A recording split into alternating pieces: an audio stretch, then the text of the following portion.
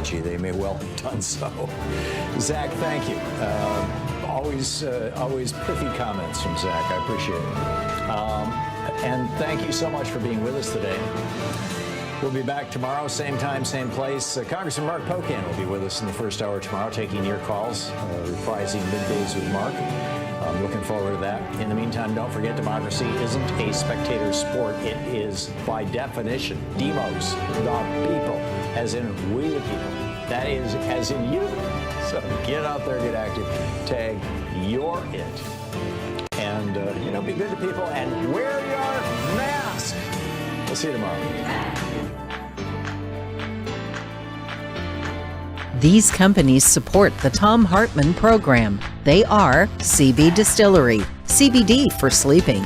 More info at cbdistillery.com, code TOM. The Clean Phone Pro phone sanitizer and charger. More info at thenewdealshop.com.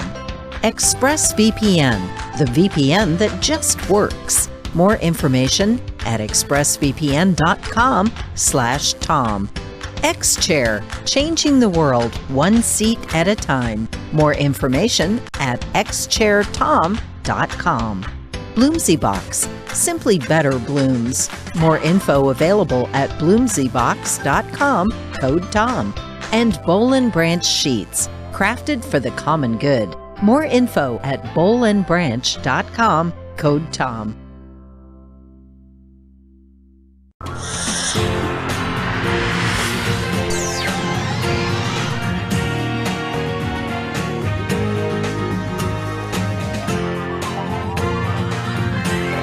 We say fight back!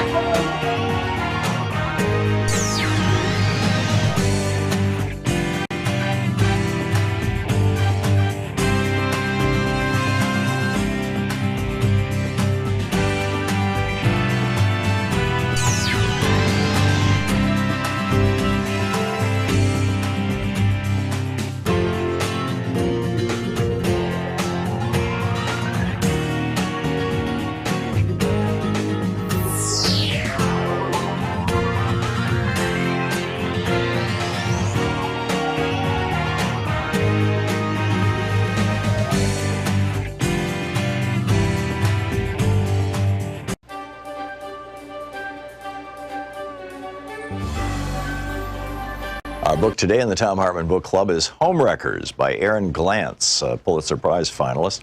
The subtitle is How a Gang of Wall Street Kingpins, Hedge Fund Magnates, Crooked Banks, and Venture Capitalists Suckered Millions Out of Their Homes and Demolished the American Dream. It's quite a subtitle. This is from chapter 21, titled Triumph of the Homewreckers.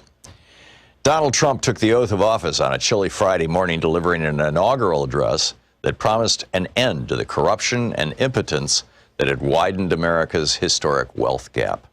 He understood that his victory had been propelled by harnessing the public's rage and envy at having been left behind in the economic recovery, and that he promised that he would not forget it. Evoking FDR's famous Forgotten Man speech from 1932 that promised to prioritize the needs of, quote, the man at the bottom of the economic pyramid, Trump declared, quote, the forgotten men and women of our country will be forgotten no longer. Politicians had prospered, he said, but jobs had evaporated, factories closed. Quote, the establishment protected itself, but not the citizens of our country. Their victories have not been your victories. Their triumphs have not been your triumphs. And while they celebrated in our nation's capital, there was little chance to celebrate for struggling families all across our land. This all changes, starting right here and right now, Trump proclaimed. Because this moment is your moment. It belongs to you. This is your day. This is your celebration. End of quote. The moment, however, belonged not to the great mass of struggling Americans, but to the new president's most ardent supporters, flamboyant businessmen who profited off the pain of the housing bust and were now poised to steer the ship of state for at least the next 4 years. As Trump reached out his hand and swore to preserve, protect, and defend the Constitution of the United States of America, his close friend and inaugural committee chair, Tom Barrack, stood behind him, smiling in a blue scarf and black overcoat. Afterward, Barrack and Trump embraced at the U.S. Capitol's inaugural platform. The homewreckers had arrived. Barrack didn't take an official position in the Trump administration, reportedly turning down an offer to be White House Chief of Staff, Treasury Secretary, or Ambassador to Mexico. Roger Stone told me he could have had any position he wanted, but working for the government would have meant making a lot less money. I don't think he has the belly for public service, Stone observed. Other homewreckers had no such qualms. If they changed the rules of the game now, they could make more money later. Steve Mnuchin, by now dubbed the foreclosure king by his critics, was confirmed as Treasury Secretary. His top deputy at One West, the bank, Joseph Otting, became the nation's chief bank regulator, the comptroller of the currency. Wilbur Ross, the bankruptcy tycoon who bought Florida's Bank United, became the Commerce Secretary, charged with everything from negotiating trade deals to overseeing the U.S. Census. Steve Schwarzman, the chairman of Blackstone, became chair of the White House's Strategic and Policy Forum, a group of business leaders who were to meet regularly with Trump. Jamie Dimon of J.P. Morgan Chase was named vice chair.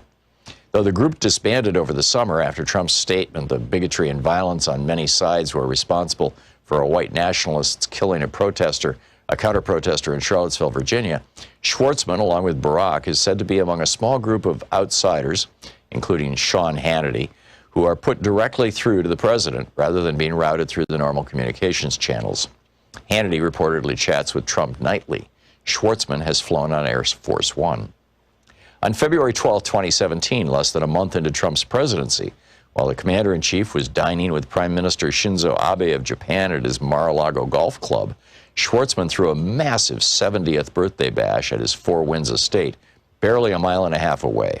This time, neither Donald nor Melania Trump could make it, but daughter Ivanka and son-in-law Jared Kushner did, along with Mnuchin, Ross, and a who's who of high finance and culture, from Henry Kravis, co-founder of the hostile takeover firm Kohlberg Kravis Roberts, to the fashion designer Donatella Versace. The party featured live camels, trapeze artists, fireworks, and a gondolier. Schwarzman's tennis courts were covered with Asian-themed staging. The man who'd hired Patti LaBelle to sing Happy Birthday for his 60th was serenaded by Gwen Stefani on his 70th. After Happy Birthday, the peroxide pop star took a, quote, a quick twirl with the birthday boy around a dance floor constructed inside a two-story tent where acrobats shimmied and jumped, the New York Times reported. Unlike a decade before, when Schwarzman's glorious pre-bust bash sparked condemnation from sources as conservative as the Wall Street Journal, this time the festivities sparked very little blowback. In her story, Bloomberg reporter Amanda Gordon reveled in the comparison with Schwarzman's 60th. There were some differences, though, she wrote. Remember that beautiful fur coat on Melania Trump? It was New York in February on a weeknight. This time, no bundling required, with many folks golfing and swimming all day before a balmy night and fireworks alongside a full moon. Howard Marks, the co-chairman of Oak Tree Capital, a vulture firm that had bought and flipped 3,000 foreclosures, told Gordon, quote, "The world is an uncertain place. A lot of people are unhappy with a lot of other people. There are a lot of things that people are upset about. So it's nice to have an evening where everybody's happy, harmonious, and upbeat." End quote. There was a lot of celebrating to be had. In June, the gang got together for the marriage of Steve Mnuchin and his third wife, actress Louise Linton, almost 2 decades younger than him. And then it continues from there.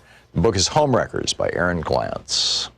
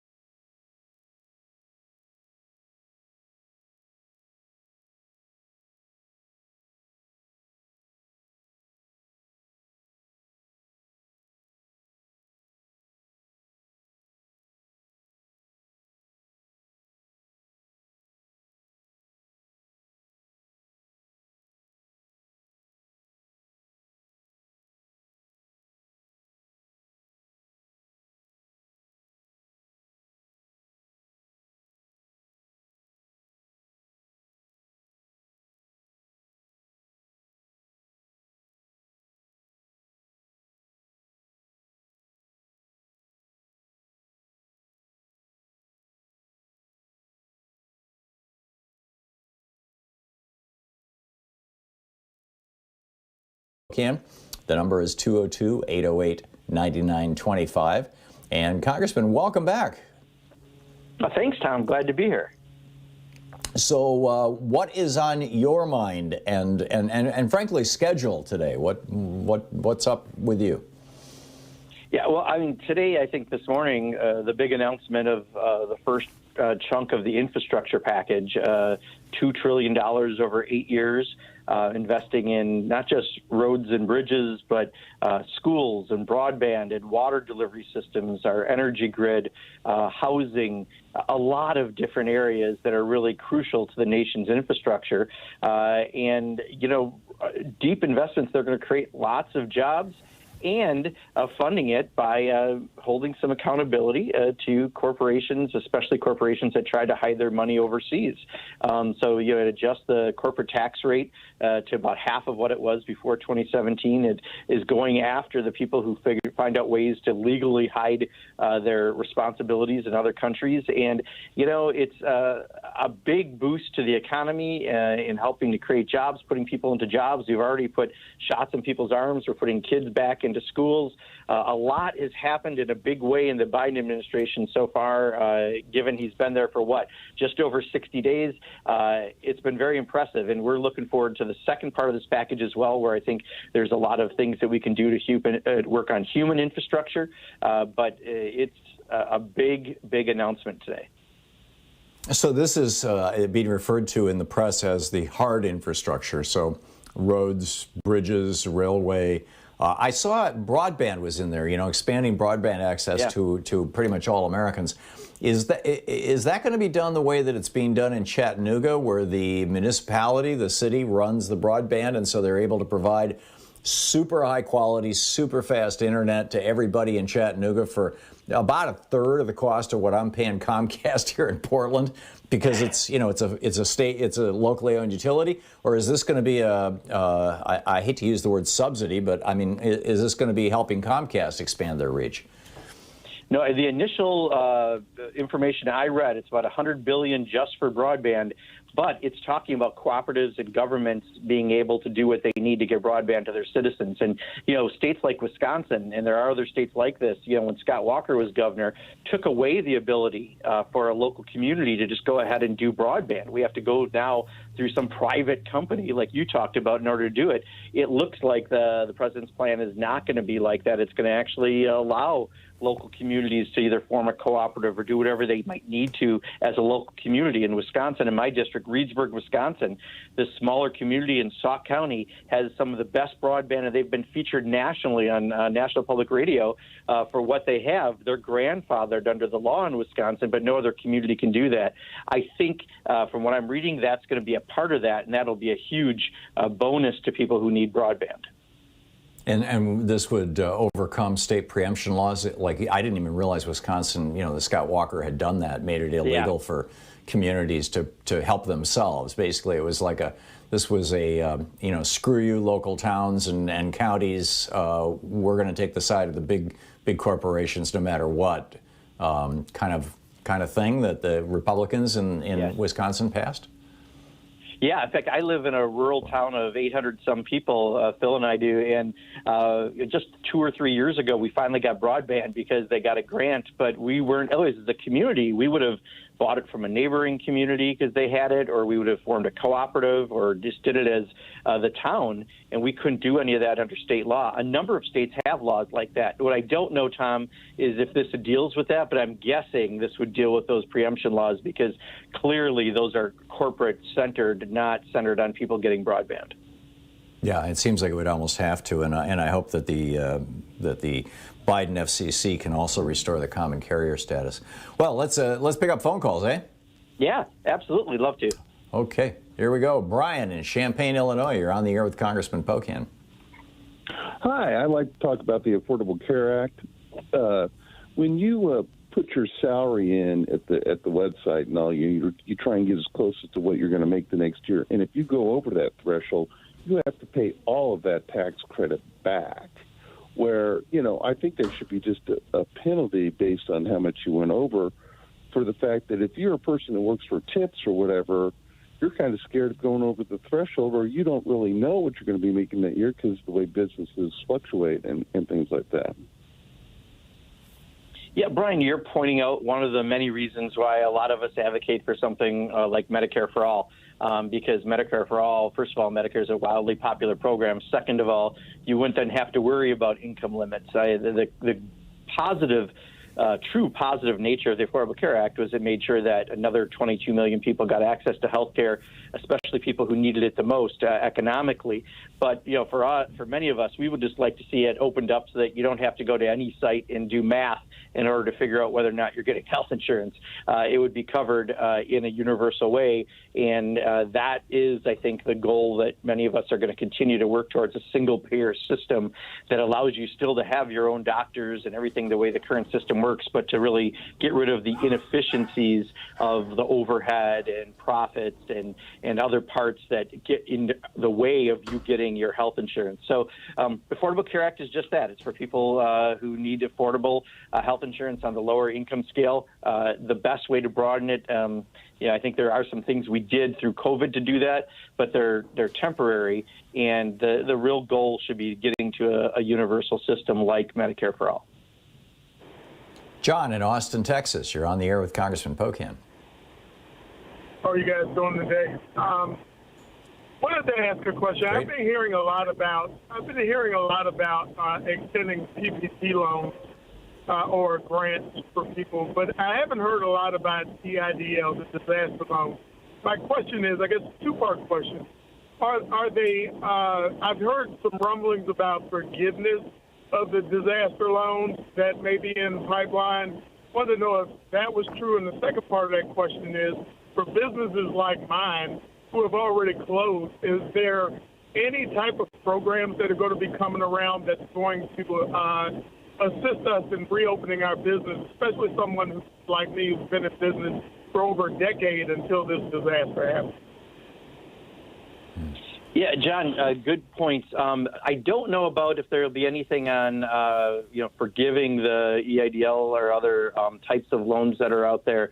I just don't know. If you haven't seen it in the big package we just passed, I wouldn't necessarily wait for that next package to have something in there. So I think, don't be expecting that, because that's why you had that as a parallel program running to the PPP program. To your other point, this is one of the problems with what has occurred with how Donald Trump mishandled COVID. We're watching so much good happening right now by states opening up the vaccines, the federal government getting the vaccine to the states. We're watching people finally get to where we're so close to being able to reopen, and yet we know that we lost 1 out of 5 businesses because of how Donald Trump handled it. I doubt there's anything specifically that's going to help people reopen. Unfortunately, it's the part of the cost of Donald Trump's presidency. That's really sad, It's just so sad. It is. Congressman Mark Pocan is with us for the hour, taking your call on a Progressive National Town Hall meeting. We'll be back with your calls for Congressman Pocan in just a moment. This is the Thom Hartmann Program. Representative Pocan's website is Pocan, pocan.house.gov. You can tweet him at Rep. Mark Pocan.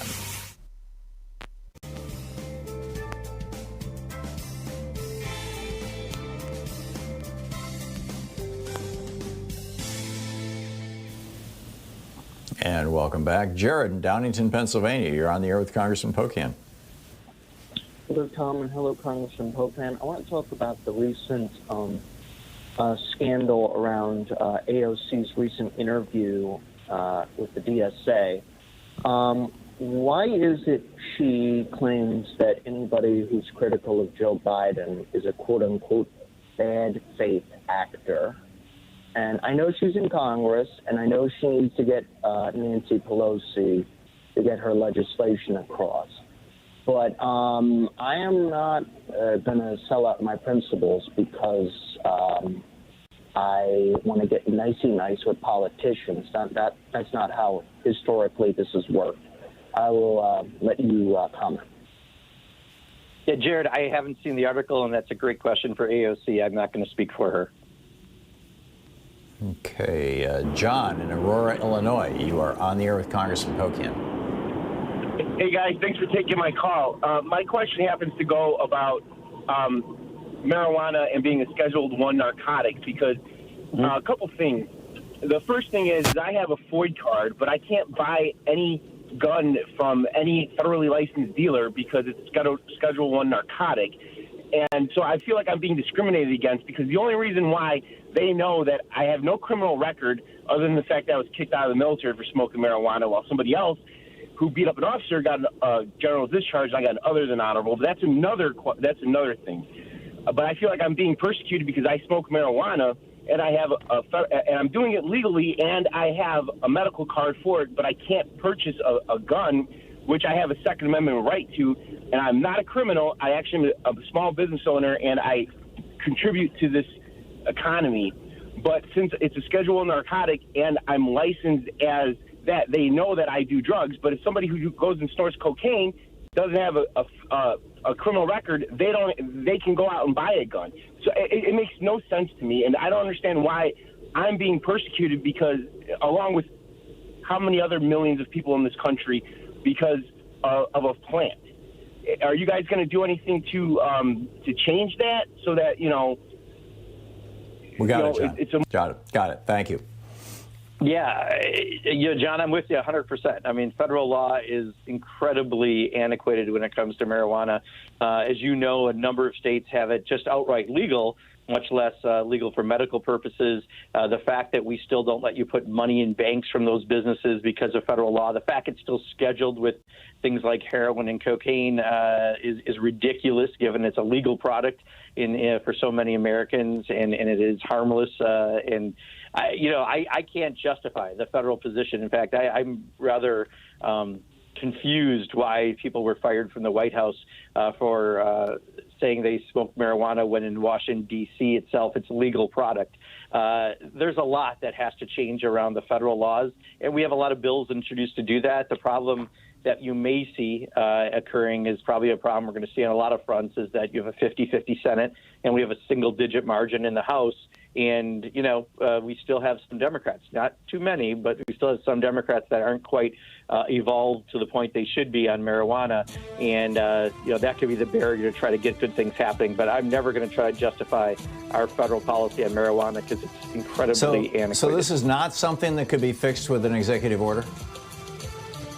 I don't know if it could or not because it wouldn't be long-standing like statute. But part of the problem we saw with the White House fires was it was Joe Biden himself who I think may not be as open to changing some marijuana laws.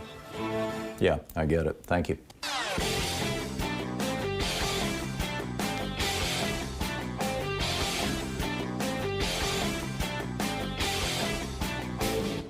Missed my opening rant today? It's usually published over at HartmannReport.com where you can read it and share it with your friends for free. Check it out, HartmannReport.com. So there's a new study that this is not peer-reviewed, but it is in preprint. It is being peer-reviewed as we speak, where the scientists were looking at the ability of the COVID virus to jump from the human species. It started with bats, and then it apparently went to pangolins and then to humans, to jump from humans to other species, which would be a big problem. If we can infect other mammals, our cats and dogs, if we can infect rats or mice, who have traditionally been disease vectors for all kinds of things, from the bubonic plague to hantavirus, if we can infect them with this virus, we've got a whole brand new problem. And sure enough, they have found that these two variants, B351 and P1, both can infect mice in the laboratory. And they say this abrogation of the species barrier represents a serious problem. It's over at ThomHartmann.com. Check it out.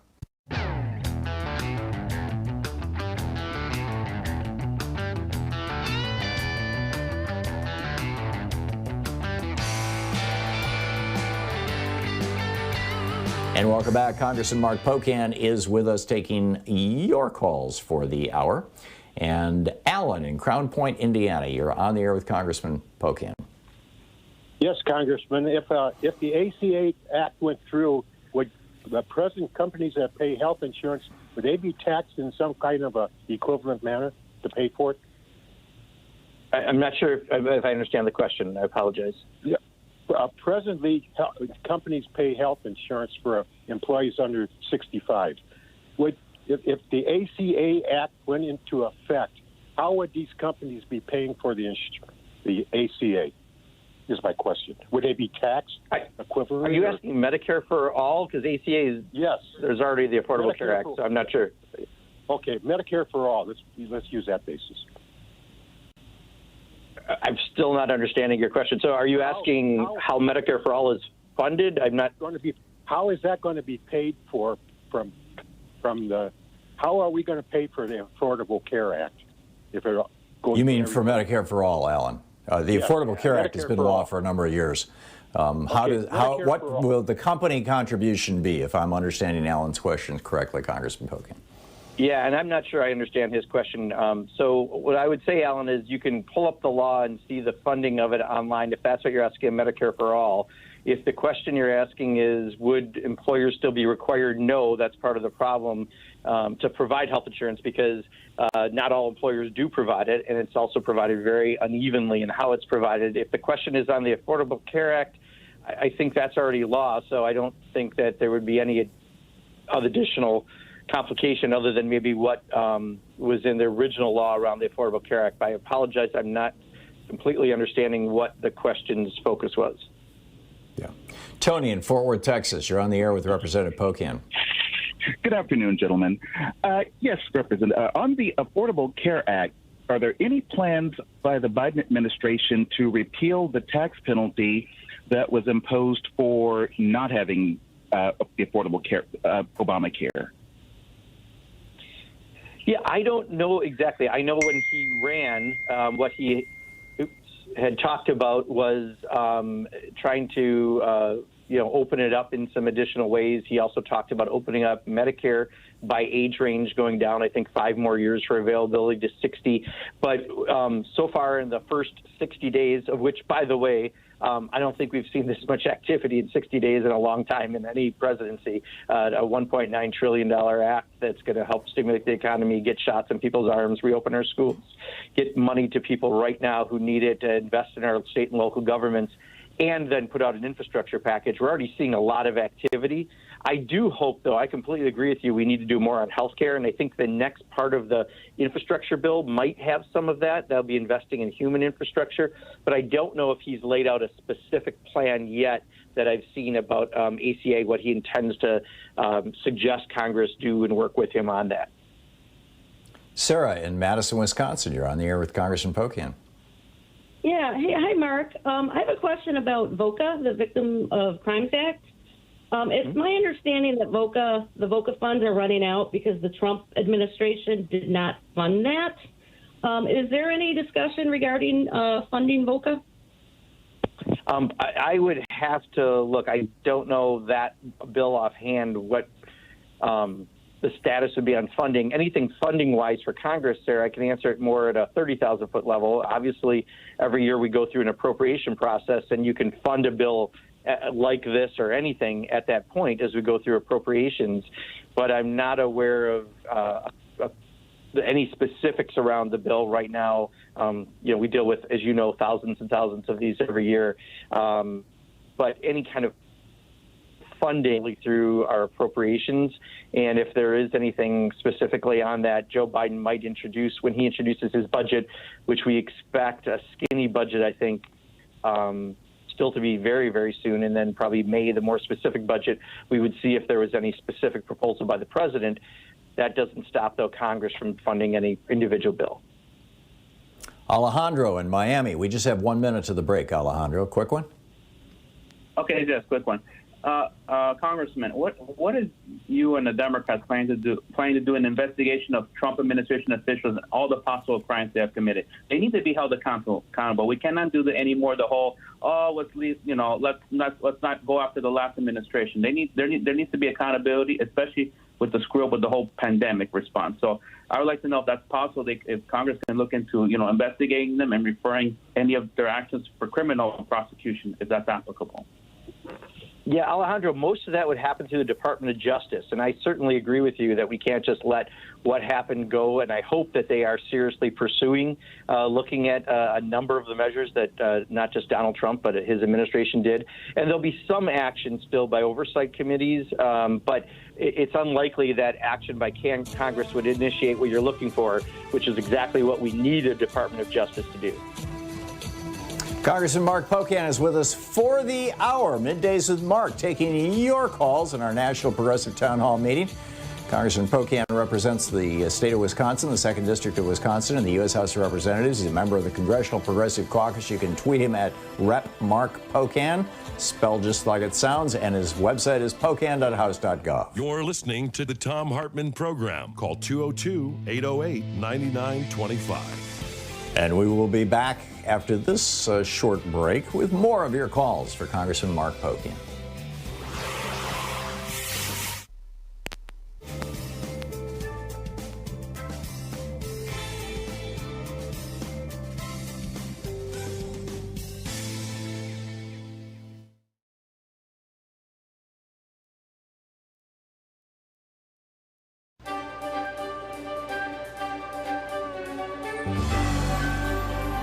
Our book today in the Thom Hartmann Book Club is Homewreckers by Aaron Glantz, a Pulitzer Prize finalist.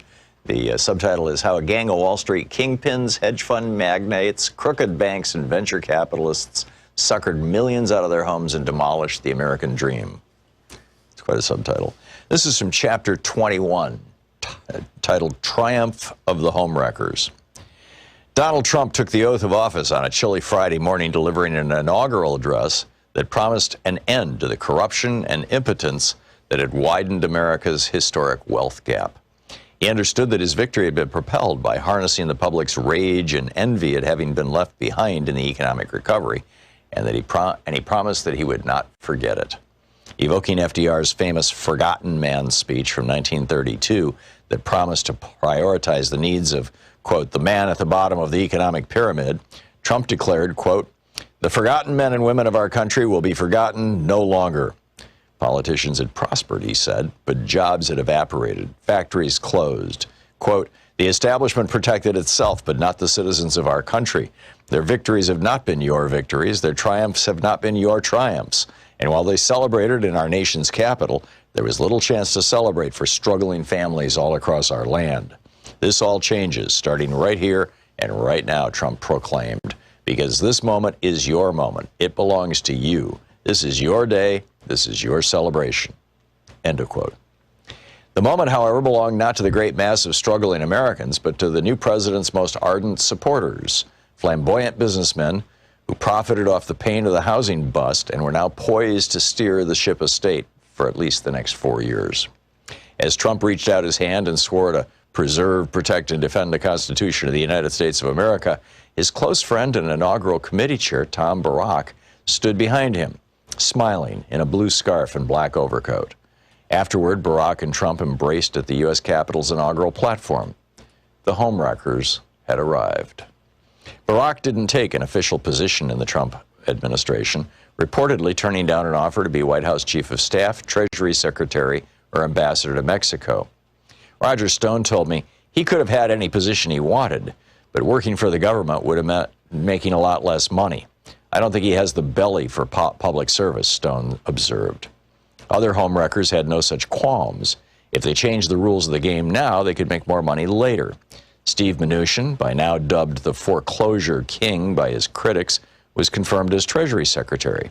His top deputy at One West, the bank, Joseph Otting, became the nation's chief bank regulator, the comptroller of the currency. Wilbur Ross, the bankruptcy tycoon who bought Florida's Bank United, became the Commerce Secretary, charged with everything from negotiating trade deals to overseeing the U.S. Census. Steve Schwarzman, the chairman of Blackstone, became chair of the White House's Strategic and Policy Forum, a group of business leaders who were to meet regularly with Trump. Jamie Dimon of J.P. Morgan Chase was named vice chair. Though the group disbanded over the summer after Trump's statement that bigotry and violence on many sides were responsible for a white nationalist's killing a protester a counter-protester in Charlottesville, Virginia. Schwartzman, along with Barack, is said to be among a small group of outsiders, including Sean Hannity, who are put directly through to the president rather than being routed through the normal communications channels. Hannity reportedly chats with Trump nightly. Schwartzman has flown on Air Force One. On February 12, 2017, less than a month into Trump's presidency, while the commander-in-chief was dining with Prime Minister Shinzo Abe of Japan at his Mar-a-Lago golf club, Schwartzman threw a massive 70th birthday bash at his Four Winds estate, barely a mile and a half away.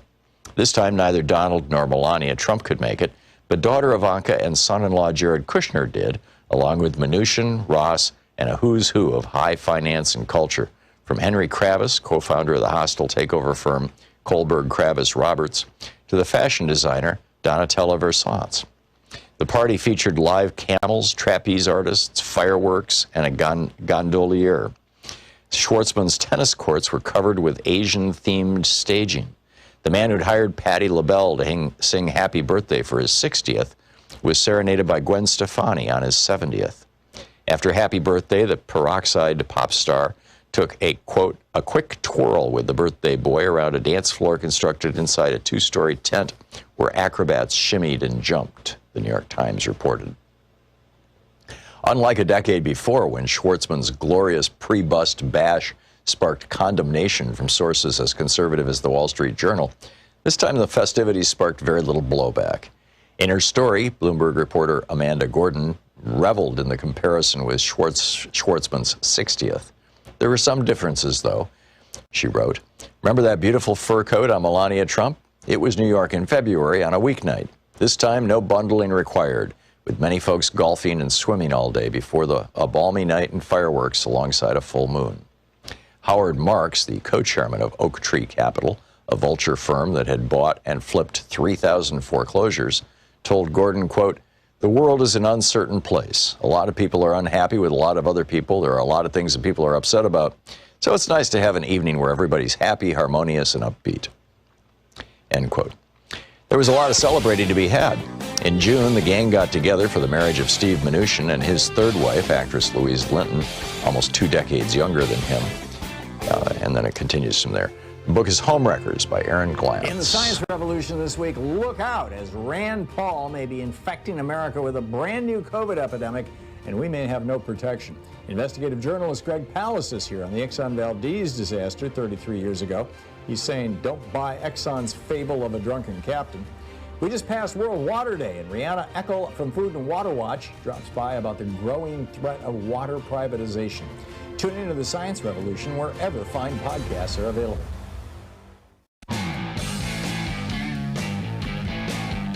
Welcome back. Congressman Mark Pocan taking your calls for the hour here on our National Progressive Town Hall meeting. Stephen in Albuquerque, New Mexico, watching on YouTube. You're on the air with Congressman Pocan. Thank you, Mark. I was wondering, is there some way that we could make it easier for people to get registered to vote, like we did with the real license that was put into effect in 2004, and now I guess all 50 states apply that to the license. You know, have some kind of endorsement on the back of a license or an ID card ahead of time before the next election that already vets people that are definitely qualified to vote. Stephen, great suggestions, and I believe we have some aspects of that in H.R. 1 that we passed through the House, and we're hoping that the Senate will pass, because right now too much of this is done state by state, and as you know, many states are working to suppress the ability for their citizens to be able to vote, like we just saw Georgia do. Wisconsin's done a photo ID. I mean, all these different states have different requirements. And what we really need is to make it easier for people to have the ability to vote, which should be, unfortunately, it's not actually a constitutional right, but it should be a constitutional right to be able to do such a thing. So, we do have H.R. 1 and also the John Lewis bill moving forward. We're hoping that this might be the bill that the Senate can figure out. If the Republicans won't work with them to get done, that there'll be a way to get around the filibuster. But absolutely, what you're saying is something that should happen, and we need to make it easier for people to legally vote. Jerry in Chester, Virginia, you're on the air with Congressman Pocan. Yeah, Congressman. I just want to ask you, all these talk about infrastructure bills, and all this is all well and good, but the Republicans are not going to vote for this. So what's Biden's position on getting rid of the filibuster? I mean, why is he twiddling thumbs there in Washington? Why don't he just get rid of the filibuster and he can pass anything he wants? Thank you. Yeah, well, first of all, he can't alone, right? The Senate has to do that. So let's just remember that. And I completely agree with you. It's an arcane set of rules, I think, that require the 60 votes, and it's going to hold us back from getting an awful lot done. So I would hope that Joe Biden could help influence senators to change the rule. He recently himself has moved from saying, I don't think we need changes, to I think it should at least be the way it was set up, where you actually have to debate it out and do some work to delay something. That's progress. That's some movement. But that's in the last answer I just gave on the voting rights bill. I mean, this is one where we're watching democracy under attack by these states that are making it harder for people to be able to vote, who should be able and legally able to vote. If that bill can't get through with any Republican support, because Republicans are going to continue playing games that if it's a Democratic idea, it's bad, that's when we're going to need Joe Biden to really get involved and push more senators to change their rules, because the rules we need changed are around filibuster reform, whether it be completely getting rid of it or getting rid of it in a way that at least you can get something like that done. Having said all that, let me just add this, Jerry. There are other ways to get a lot of the infrastructure done. And don't forget, we still have reconciliation, which is when there's a fiscal impact. So it doesn't necessarily say you're not going to have infrastructure if you don't get rid of the filibuster. But for what you're saying on many other laws, including voting reform, you are going to need to get rid of the filibuster. Nick in Chicago, you're on the air with Congressman Pocan. Hey, gentlemen. Thanks you for taking my call. I want to discuss the election with Ron Johnson coming up. I'd like to get the congressman's point of view on what he thinks the issues, if for any Senate candidates, are going to resonate most with Wisconsin constituents, and of those, which ones do you think are going to be best for going after Ron Johnson? Yeah, Nick, thanks for asking that. First of all, we're not sure if Ron's running or not. I personally hope he is, because I think he's very easy to beat these days. He's kind of taken all the worst aspects of Donald Trump and none of the best. Not that there were a lot of them, but at least more of his effective attributes. Ron Johnson's got all the worst, right? So it's been hard for us to, we have Tammy Baldwin, who's an amazing progressive U.S. senator, and then we have the other guy. To your specific question about the issues, I think, if you look at how Tammy Baldwin ran, she connected with voters on things like Buy American and, very kind of kitchen table economic issues that everyone deals with day to day who doesn't live and breathe politics. And yet she did it from a completely progressive aspect. She's a supporter of Medicare for all. She's a supporter of raising the minimum wage. And I think if someone runs on a populist, progressive economic platform, that is the strongest platform to beat any Republican, because if Ron Johnson doesn't run, you could have someone who's more effective as a candidate. And we have to remember, Wisconsin is a purple state, and it's going to be important to win that Senate seat. And I appreciate people from Illinois and hopefully across the nation keeping focus. We're going to have a primary in Wisconsin with a lot of people, and at the end of the day, we've got to win that seat. So I hope everyone keeps that in mind as they're running. Sacramento in Long Beach, California. You're on the air with Congressman Pocan. Hi, good morning. Thank you for taking my question. I have a congressman. I just wanted to know, what is the current status of the DREAM Act? I know it passed 2 weeks ago in the House, and I know Dick Durbin said that he was close to getting the votes necessary, the 10 Republican votes in the United States Senate. So I just wanted to know, what are some of the insights or chatter that you're hearing in Congress about this realistically passing? Yeah, so this is another one of those that, you should be able to get enough Republican votes on the DREAM Act, right? There's enough Republicans who are on record, I think, saying they support reform and wanting to do this. But if for some reason they're going to continue to play the games that Mitch McConnell has been playing, and certainly Kevin McCarthy has been playing, and trying to still appeal to the Trump base, it could run into some headwind, which is all the more reason why this is something we probably can't you can't do through reconciliation. Therefore, we would need to have filibuster reform. So first of all, let's keep working on getting Republicans who said they support this and who know that it's the right thing to take care of people who've been here in this country, for a very long time, and we need to fix this aspect. But secondly, if we can't get the votes because Republicans are going to continue to play games, then we got to figure out how to get them done, and that means addressing the filibuster. Tom, I got the feeling we're going to talk about the filibuster a lot in the next several months because almost anything that people care about is going to run into those problems going into the Senate. I agree. I totally agree. Mike in Columbus, Ohio, you're on the air with Representative Pocan. Excuse me. Hey, thanks, and thanks, Representative Pocan. On the road to Medicare for All, a lot of people are saying is dropping the Medicare eligibility age. And I've been reading a lot about this, or at least trying to. I guess Bernie wanted to drop it to 50 and have Medicare paid for by adjusting drug bills and negotiating better prices. The Biden administration is talking about dropping it to 60. I'm reading that this might be part of the infrastructure bill. We might see it sooner than later. And I just kind of wanted to hear what your thoughts were on all of this, and I'd love to hear a whole program sometime, Tom, on this, because it's an involved process. But I think it is our road to Medicare for All. Yeah, Mike, you're very well informed on this. So what you just offered is what I would have said, which is, Joe Biden has said he wants to go down to 60. I think the next infrastructure bill will be the human infrastructure bill that is the marriage of both the physical and the human infrastructure proposals coming out of the White House. And we need to figure out how to broaden that. I did a program with our constituents on Saturday. We had a conversation about Social Security. And, one of the problems is, when you look at the various proposals out there to make sure that the fund is alive for a long, long time, some people have recommended raising the age. Well, the problem is for many people who have physical jobs, and some populations are going to be more affected by this, that's not going to work so well. All the more reason why, if we can lower the age for things like Medicare, you're right, it broadens and continues to show that people are going to benefit from Medicare, which makes it easier, I think, to see why it would work for everyone. But also it's the right thing to do, and I'm glad that Joe Biden is agreeing to that to a certain age. And I think, again, we can kind of continue to build on that. So you're very well informed on this issue. You're right. It's, I think, a very good path to getting there. The only question might be if it goes in an infrastructure bill, it has to pass with a whole bunch of other things. So therefore, we may have to find a way to try to move it forward individually if that runs into any headwind.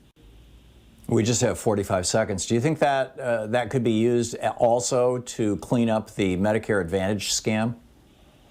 You know what? I wanted to get back to you, Tom. We did look into this, and part of it Joe Biden has gotten rid of that we talked about on your show about the privatizing of the program. I'm trying to find my email. I had it open in case this conversation came up. But there's two parts that are still open. So Alex from Social Security Works has written a letter, and we are starting a congressional letter to try to get Joe Biden to stop those experiments into privatizing it. So I just wanted to mention that because you reminded me of that. It's a conversation I know we had a few weeks ago, and it looks like part of it's been taken care of. We still have a little bit more to, and we're going to work with Congress getting that done as Alex is with Social Security Works. Great. 45 minutes past the hour. Congressman Mark Pocan taking your calls for the hour at our National Progressive Town Hall meeting. We'll be back with more of your calls for Representative Pocan in just a moment. He represents the 2nd District of Wisconsin in the U.S. House, member of the Congressional Progressive Caucus. Pocan.house.gov is his website. You can tweet him at Rep. Mark Pocan. You're listening to Thom Hartmann. Visit thomhartmann.com for audio and video archives. More of your Midday with Mark calls coming up right after this. 45 minutes past the hour.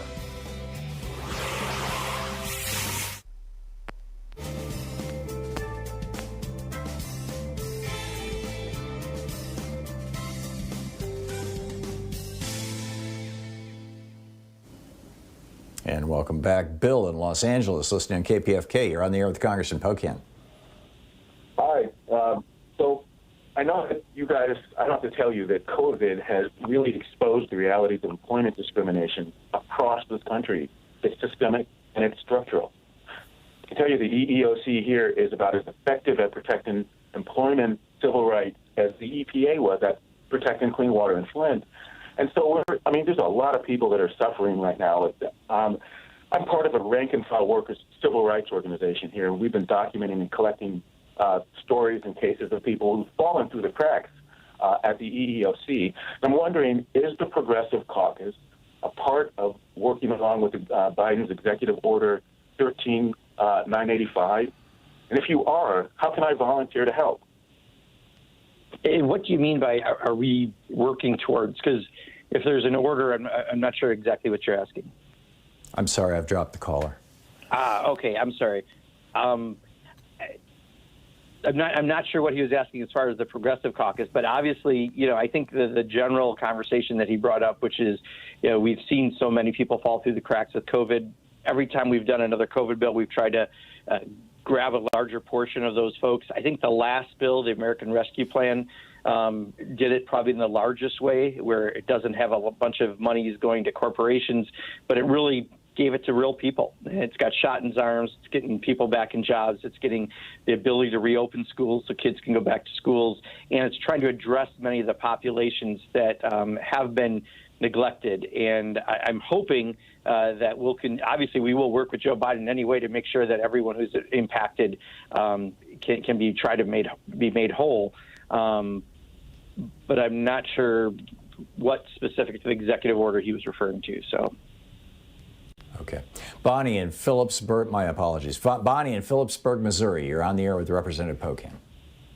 Yeah, thank you, Congressman Pocan, for all you do, and thank you, Tom, too.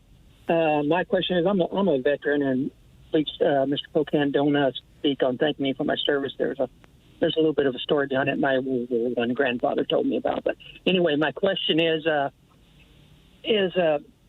in 2007 and 2008, or excuse me, 2008 and 2009, they held back our increases on like VA disability and Social Security and all that. And then we got, I believe it was the next year or so, we got like a 3.1. Well, when I sat down and did all mine, and I tried to show this to Congressman Vicki Hartzler, and she just didn't understand math. But what it was is approximately 1/3 of my income, and I believe for other people it was in the same area, was gone. So if we're just figuring on $4,000, I lost $1,000.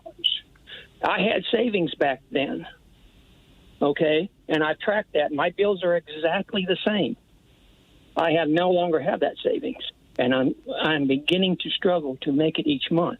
What is going to be done in the future for us that are being left behind? Because when these ebbs and flows go for the people who are on the lower end, if we get behind, for us to climb back up that hill to get back up to where we were, we will never get there.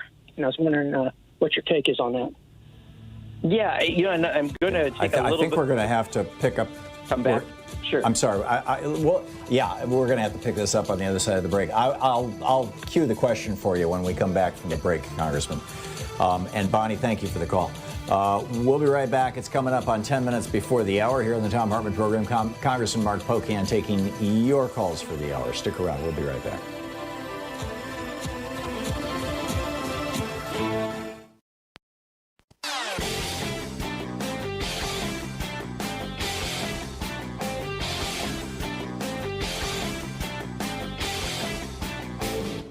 Missed my opening rant today? It's usually published over at HartmannReport.com, where you can read it and share it with your friends for free. Check it out, HartmannReport.com.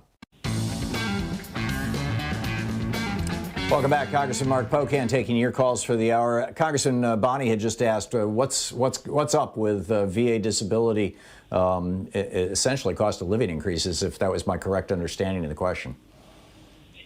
I think it was, and I was going to try to take it even a step further, if it's all right, because I think it relates to her question, which is, this is across the board, whether it be Social Security increases, whether it be increases for the VA benefits, whether it be a minimum wage increase. This is one of the key parts of anything that we do. We have to watch those increases because it really matters. So for the VA, if the economy gets tight, they decide to make it a different increase. That has a huge impact, as Bonnie just explained, that wiped away their savings at a time, and they'll never catch up to where they should be. The same is true on minimum wage. If we don't somehow index the minimum wage, you'll have a new rate. But if Congress is like the last 12 years have been and didn't act, you still will have people getting behind. And the same is true on Social Security. I am a big advocate of changing the increases to the CPI-E, which is a consumer price index for senior citizens that focuses more on medicines and those medical costs, rather than things like gasoline, et cetera, that the consumer price index is based on. So I think what Bonnie brought up is just that when you don't have the right numbers in place, you can have a situation happen that years ago it impacted Bonnie and she's never been able to catch up. And we really have to keep an eye on those types of triggers. And I think, I have heard a lot of people in Congress talk about that. So no matter what the idea is, those increases are really important, because if we get behind, you're going to have the very story that Bonnie had, where she's never been able to catch up from. Macario in San Jose, you're on the air with Congressman Pocan.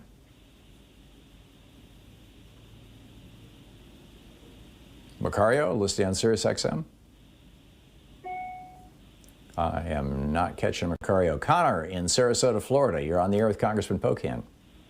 Howdy, thank you for having me. My question is, what can we expect or do to support employee-owned businesses in the healthcare sector? I support Medicare for all because my parents' lives depend on it, but I don't really support investor-owned hospitals and the adverse incentives they may provide. Yeah, so there are a number of different things that we can do either to help employee-owned businesses or don't forget models like cooperatives. I actually started or chairing a cooperative caucus. It's bipartisan even. I have I think one of the largest numbers of cooperatives in any congressional district in the country are in the 2nd Congressional District in Wisconsin. So those models are super valid models, and we just have to continue to make sure that whenever we do something, we keep that as a focus, because I agree with you. You don't necessarily want to increase more for-profit health entities that eventually are going to make it less maybe costly to have health care, as opposed to models that I think in any business sector, and I want to go beyond health, those are great business models out there. And again, I've had a chance to visit many cooperative-based business models here, and they run exceptionally well, and the employees are the owners and therefore are very happy, and it's just a great business model. Rob in Chico, California, you're on the air with Representative Pocan. Got about a minute and a half, by the way, to the break. Oh, no, I'm sorry. We've got a couple more minutes than that. Go ahead. Mine is more of a philosophical question. I'm conservative for the progressive congressperson. Does he believe that the profit motive is an important function in human progress? And if he agrees with Tom that, for instance, that the $3 millionth and $1 in California should be taxed at 104%. I don't recall having said 104%.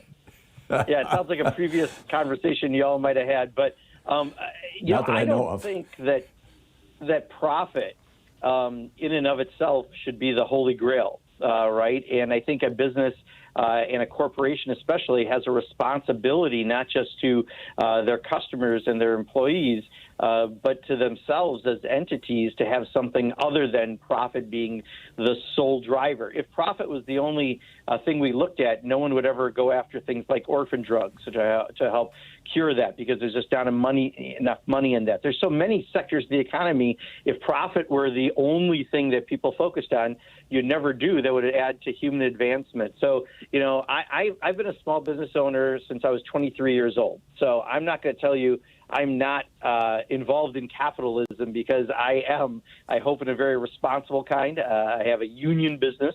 I try to focus on different aspects of that and being sustainable in what we do.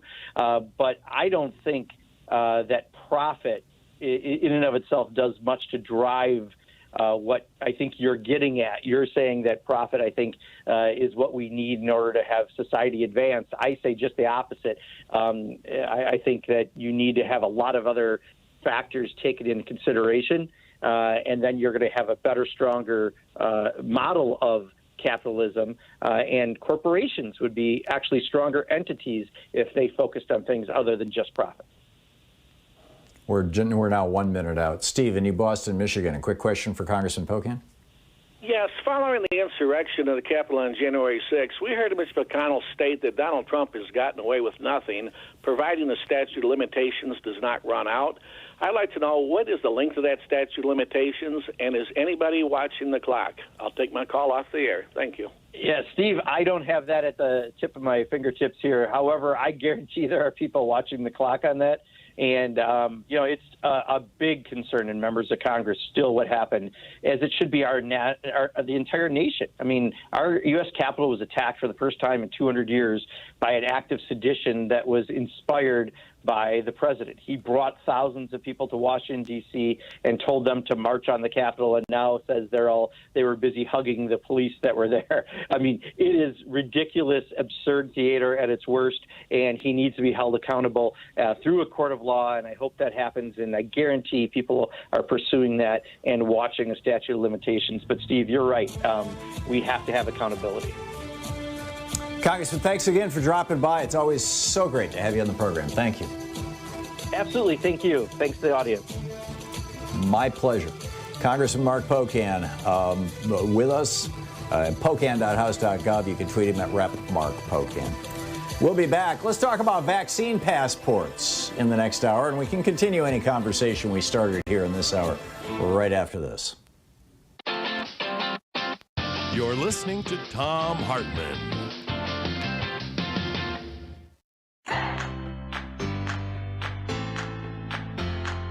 These companies support the Thom Hartmann Program. They are CB Distillery, CBD for sleeping. More info at cbdistillery.com, code TOM. The Clean Phone Pro phone sanitizer and charger. More info at thenewdealshop.com. ExpressVPN, the VPN that just works. More information at expressvpn.com/Tom. X-Chair, changing the world one seat at a time. More information at xchairtom.com. Bloomsy Box, simply better blooms. More info available at bloomsybox.com, code TOM. And Boll & Branch Sheets, crafted for the common good. More info at bollandbranch.com, code TOM.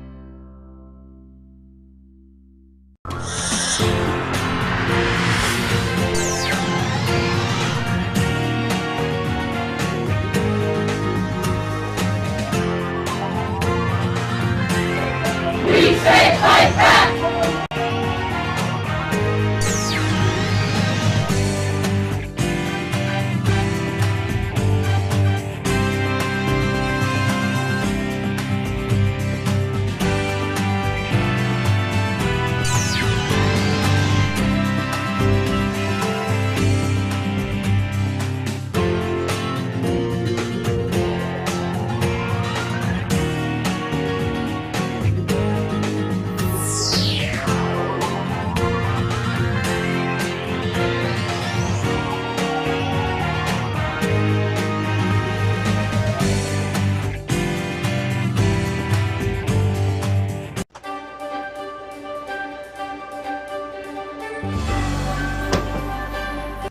Today's book in our book club is The Hidden History of the War on Voting, Who Stole Your Vote and How to Get It Back, by this guy, Thom Hartmann.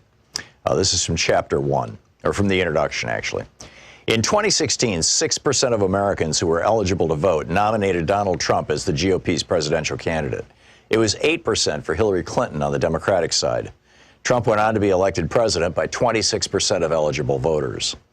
The modern American oligarchs have largely stayed in power using three simple elements: explicit and overt racism, massive disinformation campaigns, and voter suppression. No ideas, no push for better schools, hospitals, airports, roads, or bridges, or reform of our health, energy, or financial systems. No promise of more and better jobs. None of these staples of past presidential campaigns can be found in pretty much any Republican advertising today. Instead, the public Republican message is all about race, or the subset of race, religion. Muslim stands in for brown Arab in GOP speak, and immigration, aka brown people from south of our border, and socialism. Meanwhile, Republican secretaries of state across the nation are vigorously purging voters from the rolls.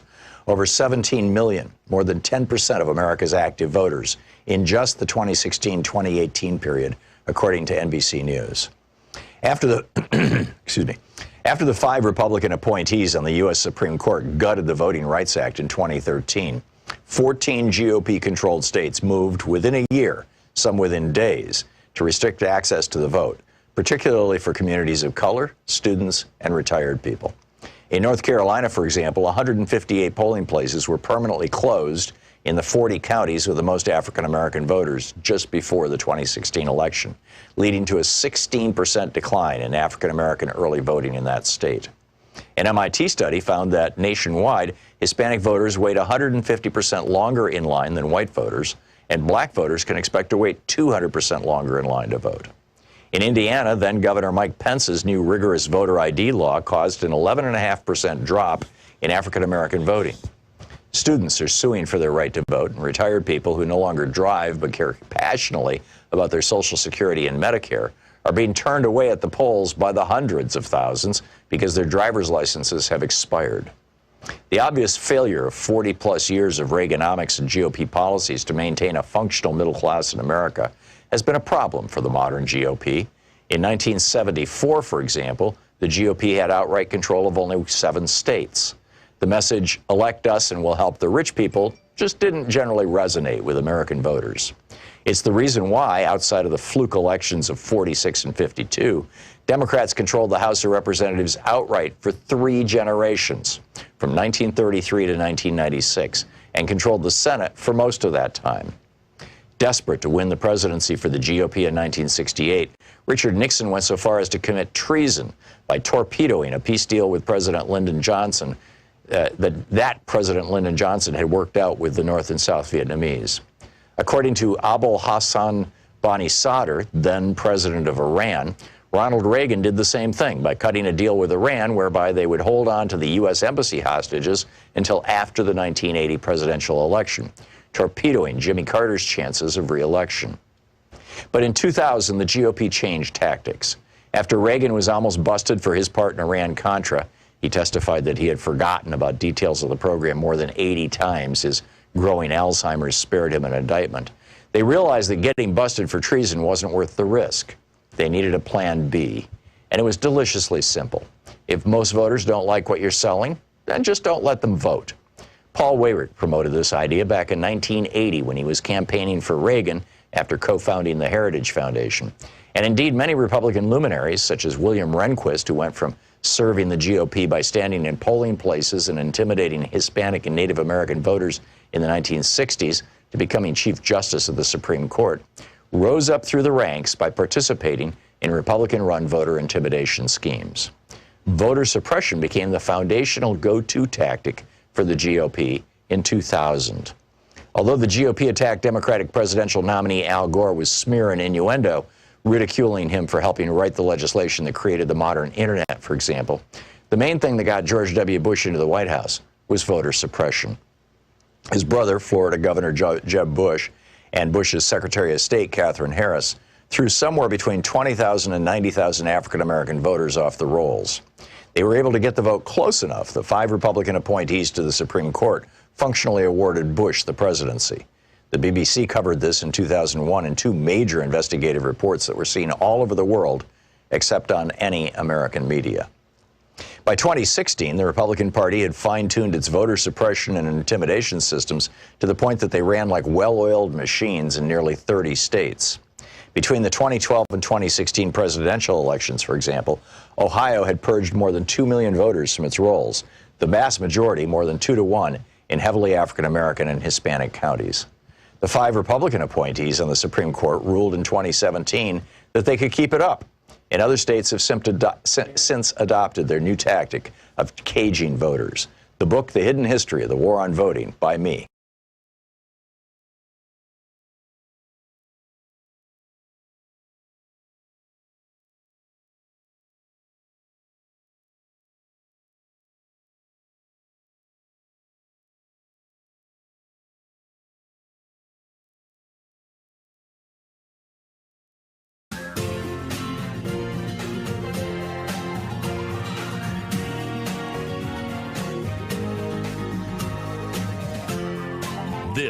is the Thom Hartmann Program. Welcome back. Thom Hartmann here with you. When we come back in the next hour, and at the third hour of our program, at the top of that hour, Christopher Brown is going to be with us, principal attorney with the Brown firm, PLLC. And we will be talking about the Chauvin trial and qualified immunity for police. This guy's an expert on this. It's going to be fascinating. But I wanted to get, in this hour, I wanted to get into the so-called vaccine passports. This has become kind of a touchstone for conservatives. They're quite hysterical about this. Louise and I have been kicking this around for a week now as you know, what do we know about this? What can we learn about it? So, you know, finally we pulled it all together yesterday and published this morning over at HartmannReport.com as a piece. You know, I think the question, if you want to call it a question, really is, you know, what do we do to save America? I mean, the question here is about ensuring the safety of the American people and getting our country back on track, right? Getting us, you know, so that you and I could go to the theater again, or to a restaurant, or to a bar, or to a sporting event, and not worry that we are getting or passing along a deadly disease, particularly to somebody who, for actual reasons, you know, there are some people who just can't take the vaccine because they're immune compromised, or, you know, there's questions about pregnancy right now, although they seem to be being resolved, or because of their age. You know, the very young children, the vaccines are all certified to 16 or 18 years old, but not below that. And so I realize they're testing them. But so what do we do? How do we get through this? And my suggestion is that we do need these vaccine passports. We need them right now in the United States. And the problem is, you know, what about the crazy right-wingers? You've got Marjorie Taylor Greene out there right now saying that well, this is her quote, Joe Biden's mark of the beast, these, you know, vaccine passports. Now, the federal government doesn't even have one, right? They have them in Israel. They have them in Denmark, or Denmark is in the process of rolling them out. Israel's had them for a few weeks now. And they're using, you know, you want to go to a bar, you want to go into a concert, cool, they're open, show your passport. It's a digital pass that has a code on it that can be read by a QR code reader. So just like, you know, you go into the movie theater nowadays, they check that QR code on your ticket. I've been using actually, you know, back a year ago when I was going to movies, the Regal Cinemas here, you get it on your iPhone or even on my iWatch. You know, there's the card. I've used my watch to get into the theater. You know, I've used my watch as a boarding pass to get on airplanes. This is not complicated technology anymore. But what we're seeing is that the Republicans are flipping out on this. The headline over at the Washington Post, I think, says the entire thing. The dangerous game Fox News' Tucker Carlson is playing on vaccines. You know, Tucker does his shtick. You know, his shtick is, well, I'm just wondering. I'm just asking the question about these vaccines. Right. You know, if we're going to open up, we've got to take on this Republican death cult. Freedom should not mean the freedom to force other people to get sick and die all alone in a hospital ICU hooked up to a bunch of breathing tubes. I mean, that should not be what we define freedom as. Yeah, it's just, it's crazy. And I think that right now, all across the United States, you know, the Supreme Court has certified the right of businesses to have the freedom to, for example, refuse service to anybody based on shoes, on shirt, on whether or not they're gay, for God's sake. Why can't businesses say, no, you don't have a vaccine. I don't want you in my store. I don't want you in my bar. I don't want you in my restaurant. I don't want you in this office building. You can't come back to college. You can't get into this stadium. This theater isn't going to let you in unless you can prove that you're vaccinated. You can do it by maybe having a laminated vaccine card, although those are actually, they're for sale on the internet right now, phonies, which makes it a little more difficult. But, you know, there's a bunch of people or a bunch of organizations right now that are working on this. The Ad Council just rolled out a new It's Up to You campaign. And I saw a clip of it this morning on MSNBC. And, it's a sweet little ad campaign that talks about, if we all get vaccinated, we can get back to normal. And won't that be wonderful? And yes, that will be. But it's going to take more than an ad campaign. We're going to have to take names and kick ass. It's going to have to be, hey, idiot, get vaccinated or don't come in my store. Now, this is going to be a challenge. 59%. The last survey that was done in Texas, among Republicans in Texas. 59% of them said that they have doubts about the vaccine and probably won't be vaccinated.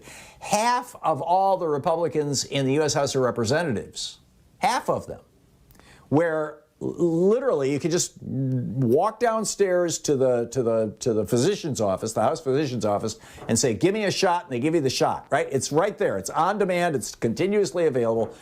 Half of the Republicans have said, no thanks. We don't want the vaccine. This is why a quarter of members of Congress are not vaccinated. It's half of the Republicans. So, put the vaccine passport to get into the House of Representatives. I mean, people are freaking out, particularly on the right, and there are some on the left as well. And I understand that there are privacy concerns around this sort of thing, and we have to do this appropriately, et cetera. But this idea of a vaccine passport, this is not a new idea.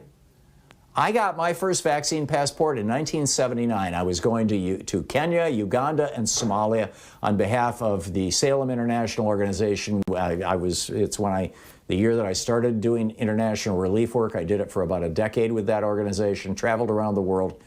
And I had to find a local doctor who was certified by the World Health Organization. I got a bunch of shots. As I recall, it was yellow fever and diphtheria and dengue and there was something else, typhoid. And God, those shots hurt. I was sick as a dog for a couple of days. But I got it's a yellow card. And that thing was in my passport for 20 years. And it got me in and out of third world countries on 3 different continents. There's nothing new about this, a vaccine passport. In fact, now our kids have to have a vaccine passport. When my kids were young, 40 years ago going to school, the school just took your word for it if they were vaccinated. Well, now you've got to send along the actual physical proof. It's a vaccine passport. The Biden administration is working with 17 different groups, which is why Newsmax White House correspondent calls the idea totalitarian communism. Maybe we should put photos on these vaccine passports and mandate that states have to use them as voter ID. That would blow up their heads, right? No, but seriously, IBM's working on one of these things. The UN Office of World Tourism, CLEAR, as I mentioned earlier, Israel and Denmark. I mean, this is the ultimate statement of freedom, right? The freedom not to get sick. I think we should call them freedom passports. On the other hand, it's also the ultimate statement of the sanctity of life. We're protecting life. Maybe we should call them right to life passports. What do you think?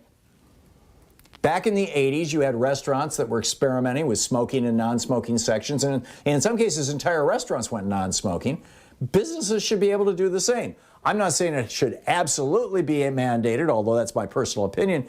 But, even the NFL has weighed in on this. They're in favor of it. On the other hand, Ron DeSantis down in Florida, he wants the Florida Republicans want to pass a law outlawing vaccine passports. This is crazy. This is crazy. I think we should call them freedom passports. Hey, it's the free market. What red-blooded, Nazi armband-wearing, Confederate-flag-waving, Capitol-invading, gun-toting American patriot could possibly object, right? Or am I missing something here? We'll be back. It's coming up on 15 minutes past the hour. This is the Thom Hartmann Program. So, what say you about vaccine passports? Or any of the other topics that Congressman Pocan brought up?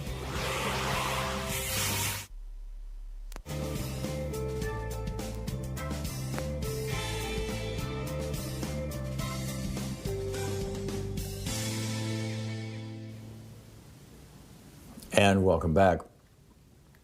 Let's see here. Tom in Clinton, Michigan. Hey, Tom, what's on your mind today? Thanks for watching us on Free Speech That TV. would be thank you, and it's Mississippi. Oh, Mississippi. Oh, okay. Anyway, right.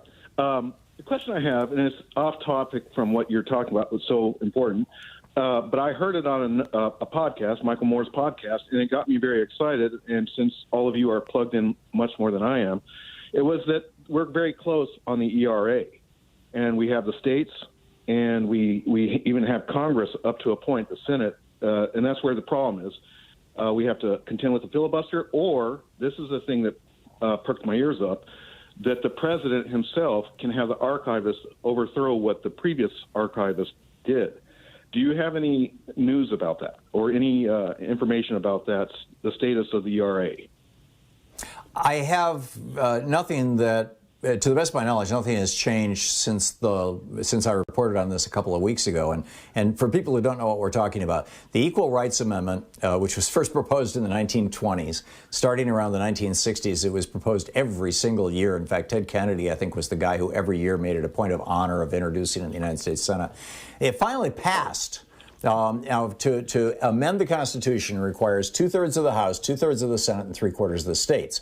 They finally got it through 2/3 of the House and 2/3 of the Senate, I believe in the 70s. Do you recall the year, Tom? My recollection is 78, but I might be wrong.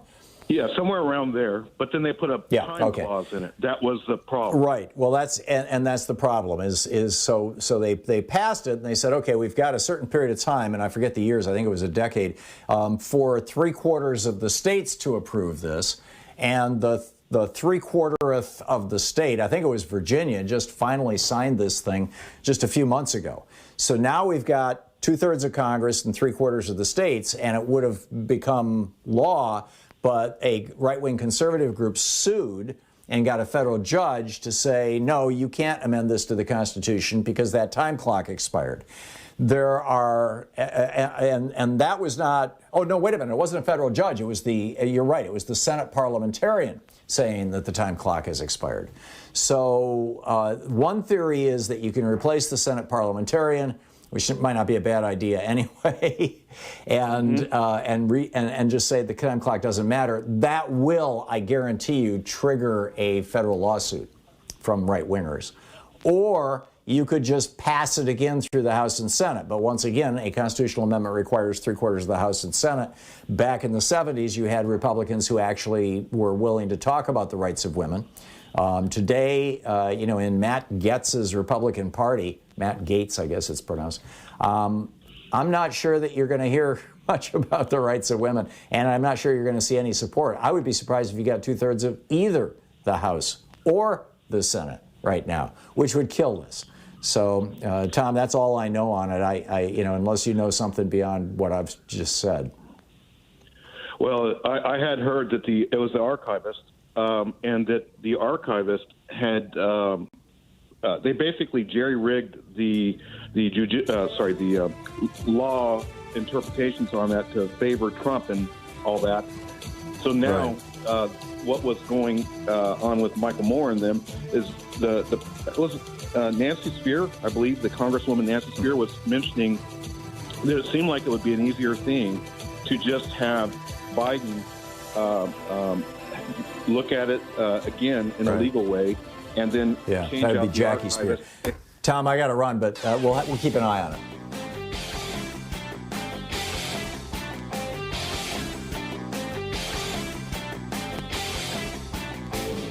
Missed my opening rant today? It's usually published over at HartmannReport.com, where you can read it and share it with your friends for free. Check it out, HartmannReport.com.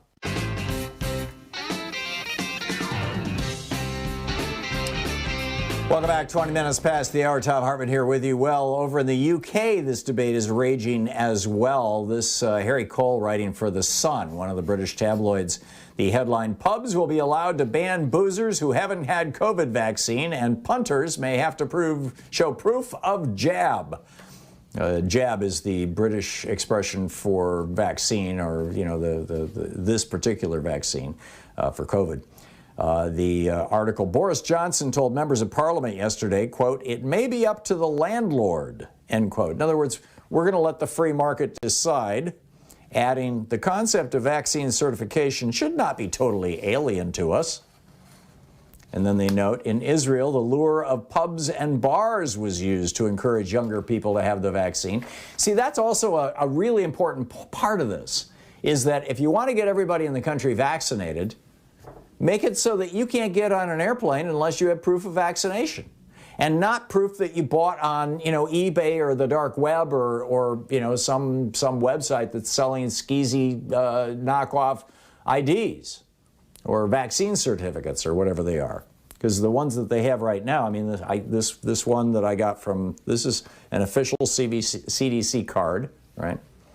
But it would, it's all black and white. It's all just type on paper. It would take, probably somebody who was decent with Photoshop, maybe a half hour to take a picture of that thing and reproduce it in a way that looks just identical and just get the same card stock and print it. You could print it on a laser printer and nobody could tell the difference, particularly if it's laminated. So, we've got to have something that's a little healthier than that. But I would love to go to a theater and, keep in mind, I'll be fully vaccinated after the middle of April. And my next shot is on April 11th. And so by April 20, by May, by my birthday, the first week of May, I'll be able to walk into a theater and sit down and know that, the odds are even if the guy next to me has COVID, I'm not going to die from it. But I'll still have about a 10% chance of getting it. And I'd frankly rather not get COVID, even a mild case, because even the mild cases can produce bad consequences. Plus, if I got COVID and I didn't even know it, an asymptomatic case, which seems to be the majority of what happens to people who've been vaccinated when they actually do get infected, I don't want to be the guy who carries it to somebody else, who's breathing on the guy sitting next to me on the other side in the theater, who can't get a vaccine because he's immune compromised, or hasn't gotten a vaccine because it hasn't, we haven't yet hit that critical mass. So how do we deal with these mask holes? How do we deal with these people, these right-wingers who are asserting that a vaccine passport, oh my God, that's terrible. They are, by the way, the same people who say, oh, you want to vote? Your papers, please. And more than one. Just one kind of ID? Sorry, that's not enough to vote. These are the same people who are saying, how dare you? God forbid, this is unbelievable. This is a communist plot. How dare you tell me that I have to prove that I've been vaccinated before I can come into your restaurant or your bar or your theater or your stadium? How dare you? Seriously. I mean, we've seen it, right? Rand Paul, a mask? I'm never going to wear a mask. This is nuts. So the COVID research group, this is a group of 50, they call them backbench conservatives. This is in the British House of Commons. They're opposed to this, right? Because they're researching COVID, probably on YouTube. And they say, we must not fall into this ghastly trap. First they said we'll need them to watch the football, and today it may be papers for the pub. So, if the Supreme Court has said over and over and over again that if I own a bakery, for example, and I have a deeply held belief that being gay is wrong, then I can refuse to bake a cake for that couple that are getting married. Okay, if the Supreme Court says that private businesses, based on their deeply held beliefs, can say, or even religious beliefs, can discriminate against people, can say, no, I'm not going to, let you into my store, I'm not going to sell products to you, I'm not going to, whatever it may be, then why can't business owners say, it's my deeply held belief that I'd like to stay alive, damn it!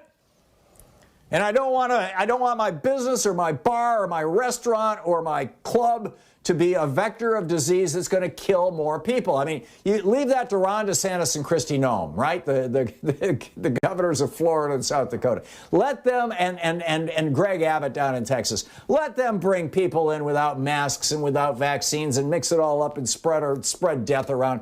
Those three politicians are probably responsible for the deaths of tens of thousands of people who did not have to die. I don't know how they can sleep at night. I don't understand how they can look themselves in the mirror, much less continue to have a political career. But individual businesses should be able to say, no, you prove to me that you've been vaccinated before I let you into my place, because I am a believer in the right to life, my own right to life, and my customers' right to life. It's a deeply held belief. In fact, it's a religious belief. So let's call them right to life passports. Or, like I said earlier, freedom passports. I think we need to stop even referring to them as vaccine passports. What say you? Freedom passports? Right to life passports? Is there another phrase that I'm missing? I'm just so over it with these mask holes, with these people who are, running around going, hey, my right to not wear a piece of cloth over my face is more important than your right not to die from COVID. Give me a break. We'll be right back. You're listening to the Thom Hartmann Program. Call 202-808-9925. Or, like I said, am I completely missing something? I'll pick up your calls on the other side of the break. And I'll tell you that, there are international bodies that disagree with me. I'll tell you why on the other side of the break, too.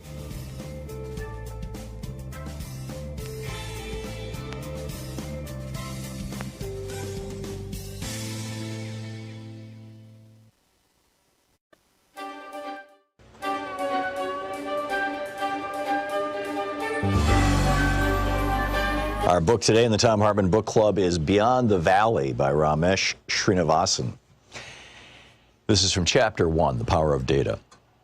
In November 2017, my Apple MacBook Pro was stolen. It happened on the island of Ibiza, where I was visiting my friend, a documentary filmmaker.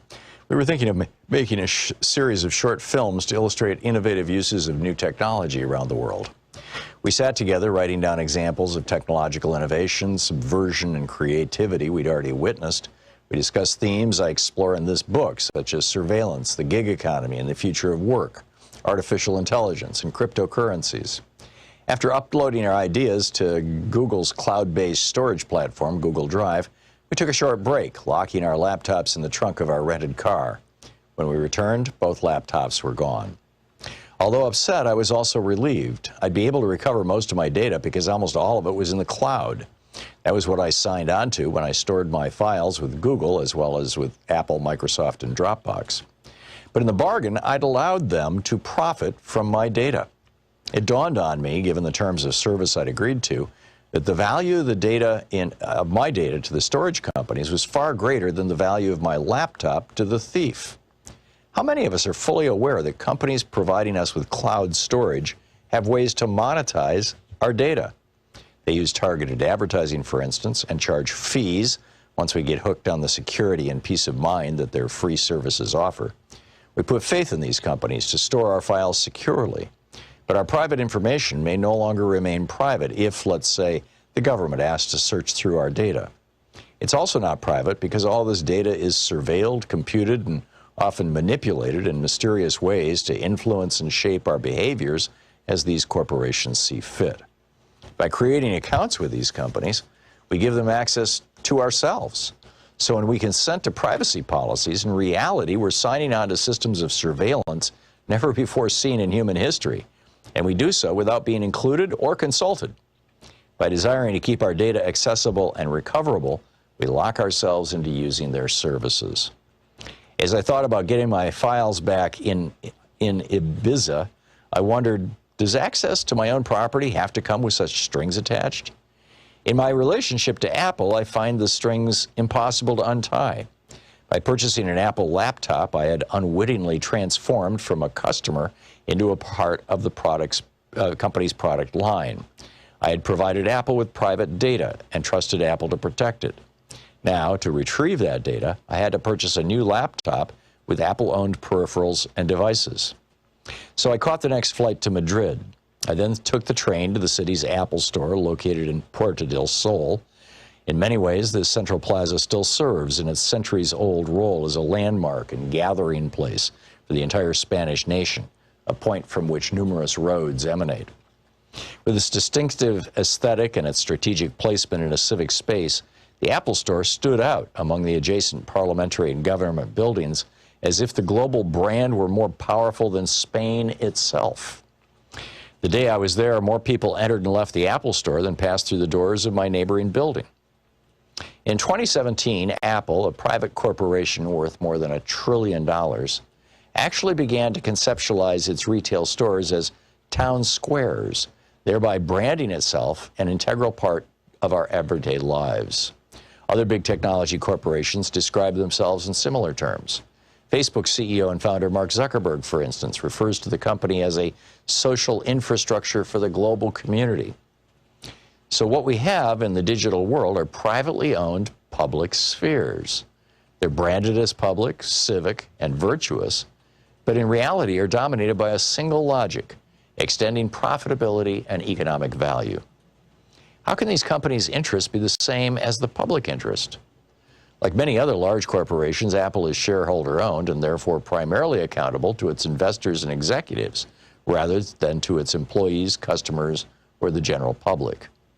I had not begun to unpack the meaning of all this until I realized how monumental the Puerto del Sol Apple Store actually was, as an icon and a structure.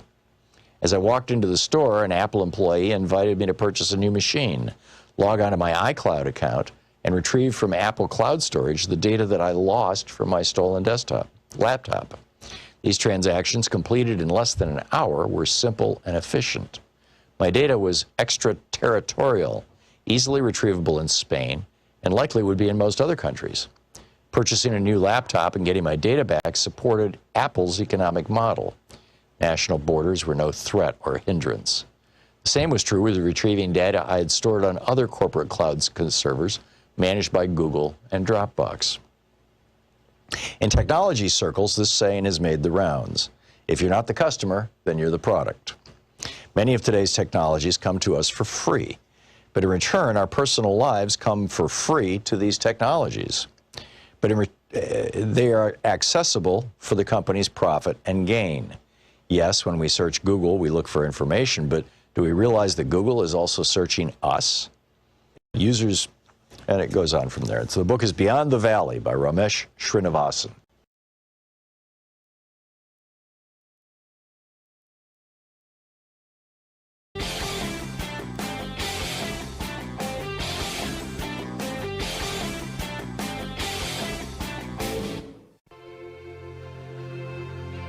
In the science revolution this week, look out as Rand Paul may be infecting America with a brand new COVID epidemic, and we may have no protection.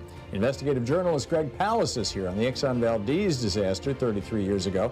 He's saying, don't buy Exxon's fable of a drunken captain. We just passed World Water Day, and Rihanna Eckel from Food and Water Watch drops by about the growing threat of water privatization.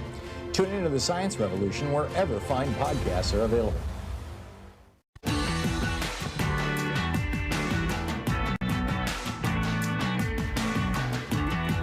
Welcome back. Thom Hartmann here with you. By the way, I did mention that there is one group, the World Health Organization, that is saying, not so fast, guys, on COVID passports. And what they're arguing is that there are over 1 billion people on planet Earth who literally have no proof of even birth. They have no documentation of who they are, where they were born, anything. They don't have birth certificates, they don't have passports, they have no means to get them. And this would just be one more thing that they don't have or don't have access to. Well, first of all, this could become their ID. Right? If we were to standardize some kind of an ID around having had a COVID shot as people are going into third world areas and refugee camps and war-torn areas and inoculating people, they could be printing out little passports for them, you know, a little ID card or whatever, and giving them to them. It could be their first ID. It could be helpful. And secondly, you know, I'm speaking as an American. I realize we're all citizens of the world, and you know, and that there may be a concern that this could widen the gap between the haves and the have-nots. I think it could be done in a way that would actually shrink the gap between the haves and the have-nots. I just described one technique to do that. We could do the same thing with vaccinating homeless people in the United States, who in many cases don't have ID, and this could become their ID. And that's why when I said earlier, hey, make it an ID for voting, you know, mandate that in all states, it was only half tongue-in-cheek, because, you know, there's a possibility. But so far, that's the only reasonable opposition to vaccine passports that I've heard from anybody. So, anyhow, your thoughts on this, Mark in Chicago. Hey, Mark, your thoughts? Hey, Tom. I like the term you made, the right to life passport. I do have two other term suggestions. One is pro-life passport. I think it rolls off the tongue easier. There's the alliteration with the two P's. And then what about the idea of a pro-life ID? And, you know, the passport, it's a document that we get from the government, and we all know what right-wingers think about the government, and they might be more willing to use one if it's an ID, or name, as opposed to a passport. ID. Or even, what if you could just add it to a traditional proof of vaccination, to like a traditional passport or on a state driver's license or ID? Just what do you think about pro-life ID? I like it. I like it. I'm all in favor of, you know, as long as we come up with something, and you know, we've got to figure out a way around the crazies. But that's another thing. I mean, Oregon, I think, is the last state in the union, because we've got so many right-wingers here, that has Real ID, which was mandated by Republicans in Congress back, you know, a couple of years after 9/11, that you have a little star on your driver's license that indicates that the state has actually determined that you are, in fact, a citizen of the United States. And you know, why not have underneath that star a little smiley face or something that says that and you've been vaccinated? And now the only problem with that is that, you know, it takes time for the state to process photo IDs, you know, driver's licenses, and typically they're renewed every few years. You know, not, you know, every few months. I think my driver's license is good for at least a couple more years here. I think they're 5 years in Oregon. I might be wrong. But this might be something going forward. So interesting. Thank you, Mark. Appreciate the call. James in Denver says you disagree with me. Hey, how so? Yeah. Well, first off, I disagree with you. Just basically forcing people to inject something into their bodies to gain freedom. I'd never force you to eat meat. I'd never force a vegan to drink milk or eat eggs. I think it's wrong to force people to get shots just for freedom. Even though I do have James, a Pfizer, how does my being a vegan cause you to become sick and die? You're being a vegan? No, I just think that in America we should have the choice to put something in our bodies. Government shouldn't choose that. Yeah, well, government has been choosing that. You realize the first president of the United States to mandate vaccines was George Washington. It was the smallpox vaccine. I did not recognize that. I know you're a brilliant guy, and you're much smarter than I am. But here's my main point. We know who has access to health care. We know who has access to shots. We know who has access to doctors, and we know who doesn't. And that's minorities. That's immigrants. That's African Americans. That's Mexican, Hispanic people. They're going to be the last ones to get this shot. You know that. So to me, this is just another version of white privilege, because they're going to be the last ones to get in there and get the shot. So while you're in the movie theater, they're sitting at home hoping to get the shot so that they can go to the movie theater. That's what this is going to end up being. Well, and James, when this was all set up by the Trump administration, you were absolutely right. But Joe Biden got billions of dollars in the COVID relief package specifically to fund programs specifically to go into low-income and minority neighborhoods and the homeless population and give them vaccines. And that money is being distributed right now in the states, and there are individual programs, there's one here in Oregon and in other states as well, to vaccinate what are called high-risk people in I believe the word is disadvantaged groups. And, I salute that effort. This should not be that. But you're right.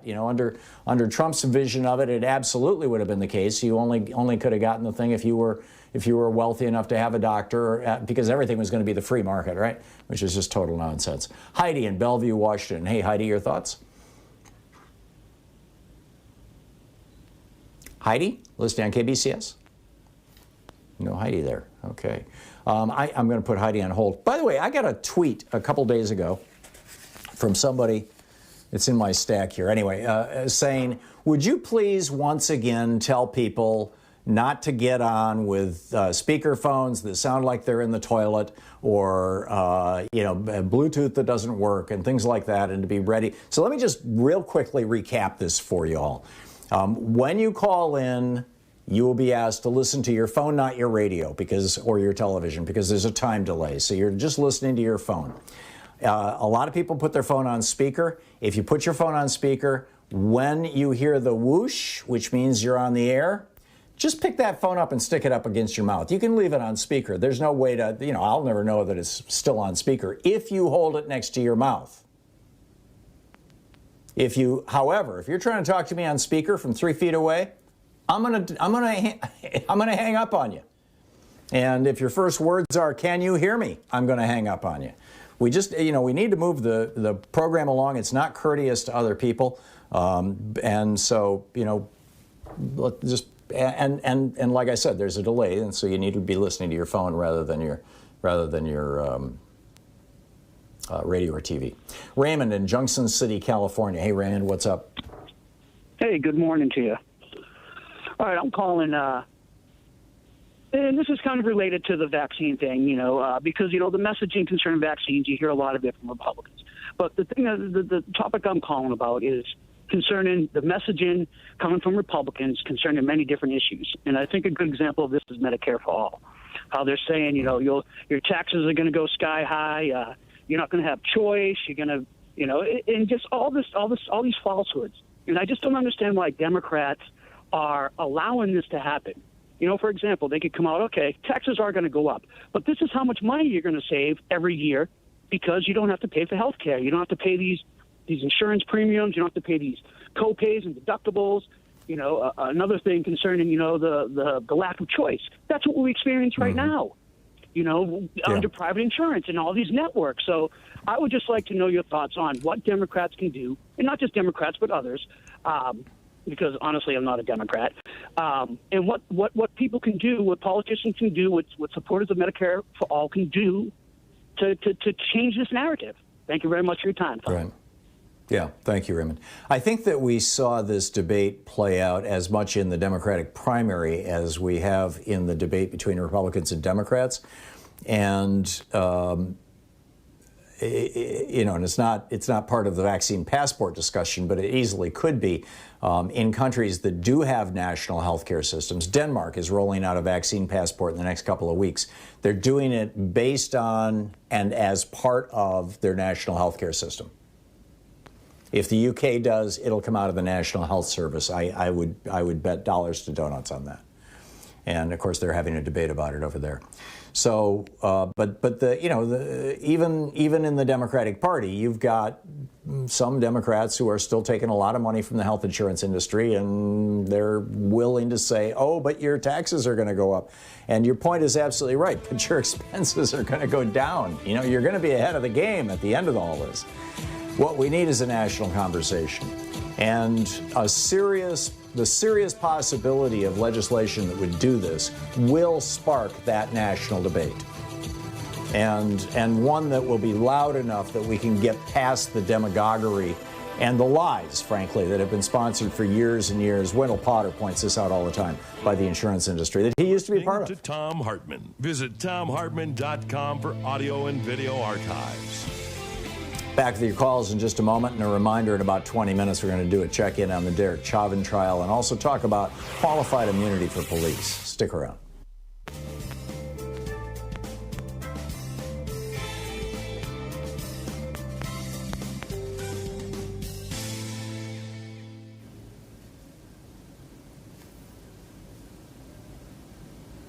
And welcome back. Pete in Newport, Oregon. Hey, Pete, what's on your mind today? Hey, Tom. I think the Right to Life or pro-life vaccine is a great name for it. And I was just thinking, and you mentioned this earlier, but putting the voter ID on the back of it to get Republicans on board. And there's a federal mandate that we're going to have the real ID to fly. So it can be something that can transition onto the real ID as well. Mm-hmm. Yeah, it's a possibility. I don't think that making it a voter ID also will get the Republicans on board, though, because, I mean, like I said, right now, there is billions of dollars in the COVID relief bill to send people into homeless communities, to send people into very low-income areas, whether they're urban or rural, where people may not have any ID at all or may have very limited ID. And I don't think that the Republicans would want those people to have ID. They don't want those people voting. I'm in favor of it, but it'll be controversial, Pete. Let's say they don't. Let's say they don't. They don't agree with it. If we also registered people to vote, then that's a whole heck of a lot more people that are not voting Republican who now have voter IDs. There you go. That's something, that again, because it's a confluence of two very disparate, actually, things. People who want people to vote and people who want people to be vaccinated. Not that the people who want that are different, but in order to give a vaccine, you have to be a medical professional. In order to register somebody to vote, in most states, you have to be, licensed isn't quite the right word, but you registered with the state or something. There's a song and dance you have to go through, and those are completely different processes.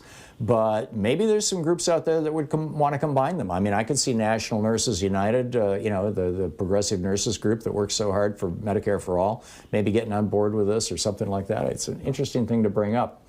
I volunteer to set up a booth and do it. There you go. Yeah, I'm with you. Thank you very much, Pete. Uli in Teaneck, New Jersey. Hey, Uli, what's on your mind? Hallo, Tom. Grüß dich, wie geht's? Sehr gut. Okay. Wie geht's Ihnen? I wanted to let you know my wife and I both have both shots now without any side effects. Just a little soreness in the arm, that's it. Yep, and I'm all for a passport.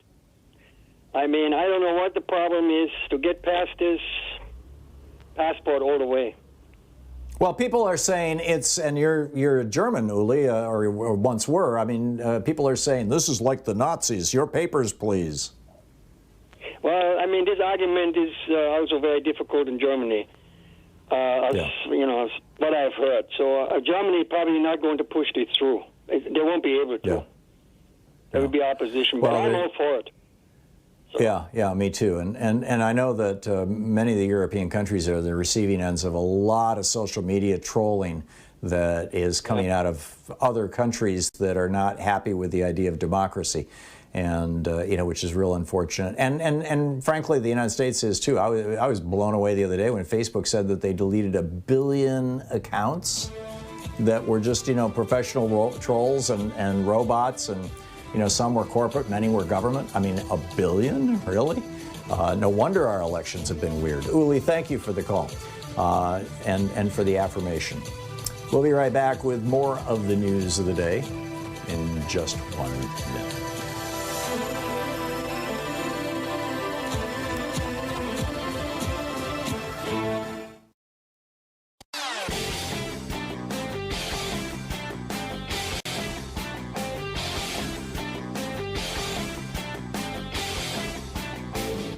Missed my opening rant today? It's usually published over at HartmannReport.com, where you can read it and share it with your friends for free. Check it out, HartmannReport.com. So David Perry over at Medium.com put together a list of 38 reasons to investigate the Trump administration. Everything from the Russian influence over the 2016 election to the Trump family's collusion with Russia to Ivanka Trump's trademarks to federal spending at Trump properties to the civilians killed by Trump's drone strikes to the Trump administration's role in turning the United States into the global epicenter for the COVID-19 pandemic. Yes, we are. Yes, it's grim. Their decision to sideline the CDC, politicizing mask wearing just to try to get himself reelected, the number of people who died because the White House kept PPE from blue states, from Democratic-led states, the contents of the Trump documents that Trump refused to release to the House Judiciary Committee and other committees, all the people who wouldn't speak, at all, ignoring subpoenas, violations of the Hatch Act, the deportation of COVID-positive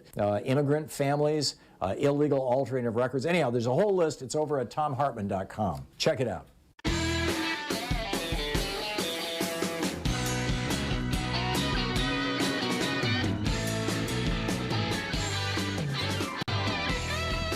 Welcome back. Thom Hartmann here with you. And Bill in Berwick, Pennsylvania, you have some doubts about vaccine passports. Well, hi, Tom. I tuned in. Came in, and so I listened to you about a minute. And in my surfing that I do, I surf a lot. But and I happened to catch you talking about the COVID vaccine and about, shall we say, leveraging various social situations, environments toward nudging people, to be polite about it, in the direction of getting a vaccine. Your gleefulness about, as you were talking, struck me a bit off for you because it seemed a little bit too happy. As a digression here, by the way, to call it right to life is you'll suck up all the evangelicals on that. But anyway, I just want to know that, do you really not see the slippery slope you are on there, basically the forced vaccination slope, where you have government, private enterprise, you have a drug creation structure. Bill, that horse left the barn in the mid-1950s when polio vaccines and smallpox vaccines were required in school. I remember 1957 lining up for sugar cubes filled with polio vaccine when I was, in second grade. Sure. Salk gave that vaccine freely, didn't he? And but if your kids want to go to school right now, they're going to have to show a proof of vaccination. And for that matter, if you want to, I started this thing out by saying, we've had vaccine passports for a long time. I got my first one in 1979 when I went into Uganda during the middle of a civil war. I had to have typhoid and yellow fever and cholera vaccines before the airline would let me get on an airplane, before I could get into Uganda, and certainly before the United States would let me back from Uganda. And that was 40 years ago. Okay, but again, your remarks were not limited only to the international sphere. You also were saying things regarding about how specific countries within their own countries were doing things to leverage people to go get a vaccine. All right. So for the moment, Israel did, for example. Pull it back from the international scope, and let's look within the USA for people who are engaging in social environments within the USA. You now have the big pharma Congress back gave them blanket immunity from being sued. I don't know how many people know that, but it's not even a question of you can't sue. You have to do binding arbitration. It's not even that. They have a free passport to basically create a drug, and it turns out to be killing people. They have zero accountability to it. Did drug companies back then have that type of thing? You were referring going back to Salk's free polio vaccine. Was that the concentrated wealth structure around our whole social environment that was in play that we haven't played it out in, Bill, I get your argument. I'm very familiar with the anti-vax argument, and I know that there is a vaccine let me just finish. I let you rant for quite some time there. You're right, by the way, and I disagree with that legislation that gave any company that makes any vaccine absolute carte blanche. Not only can they not be sued, but the federal government pays out about $1 billion a year to individuals in the United States who have been damaged or who have had children who are damaged by vaccines. I understand all that, and I don't think that should be the case. I think that there should be some liability. But that's not the point. We've got vaccines now for this disease that we know have 90% or higher efficacy at stopping a disease that kills people. We're not talking about a disease that occasionally causes if we're talking about mumps or measles, yeah, those can kill too, but not like this. Nothing is killing like this. This is 500,000 dead Americans in less than a year. This is an entirely reasonable thing to require this vaccination if you want to come into my place of business. That's what I'm saying. Now, I think that, if government wants to say, hey, if you want to come into a federal building, fine. If the airlines want to get together, or IATA wants to do it, or even the FAA wants to say, you got to do this to get on an airplane, what about my right to be healthy? What about my right to not be infected with COVID? Yes, I've been vaccinated, but I still have a 10% chance of getting COVID. Yes, you do. Yes, it won't kill me, but it might disable me for the rest of my life. But you're obfuscating about three different factors in there. For one thing, when you try to segregate off and say, when you're talking about the virus and so on and so forth, I sense in your words you're saying somehow trying to say yes is the reality that no one can touch them for monetary damages. Yes, this is this way. However, we can't look at that now. Why? Because can you somehow take this particular virus at this particular moment in time and extract it away from the entire human environment? No, the because is that if you want to change the liability laws around vaccine manufacturers, it's going to take more than a few months. It's not, that's something that is going to take a long time to change because there's so much money and there are so many politicians involved in that. I'm talking about what we can do right now. Exactly. And I am supportive of private organizations. IBM is working on this. Clear is working on this.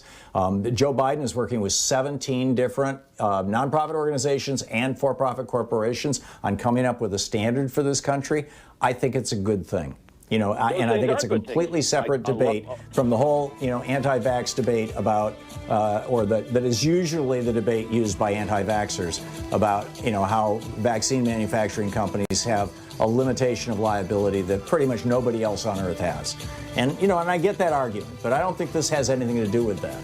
And we're not seeing those kinds of deadly side effects. And when when there's even a hint of it, look what's happening with AstraZeneca in Europe and Canada. They just paused it. We'll be right back. You're listening to Thom Hartmann.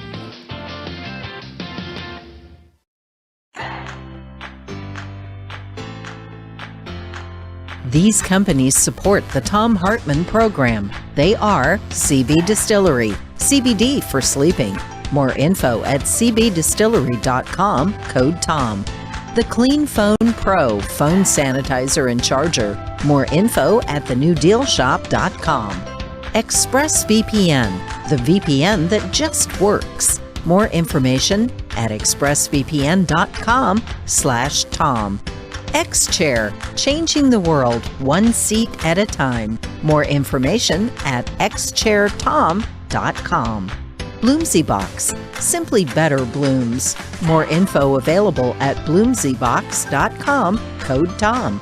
And Boll & Branch Sheets, crafted for the common good. More info at bollandbranch.com, code TOM.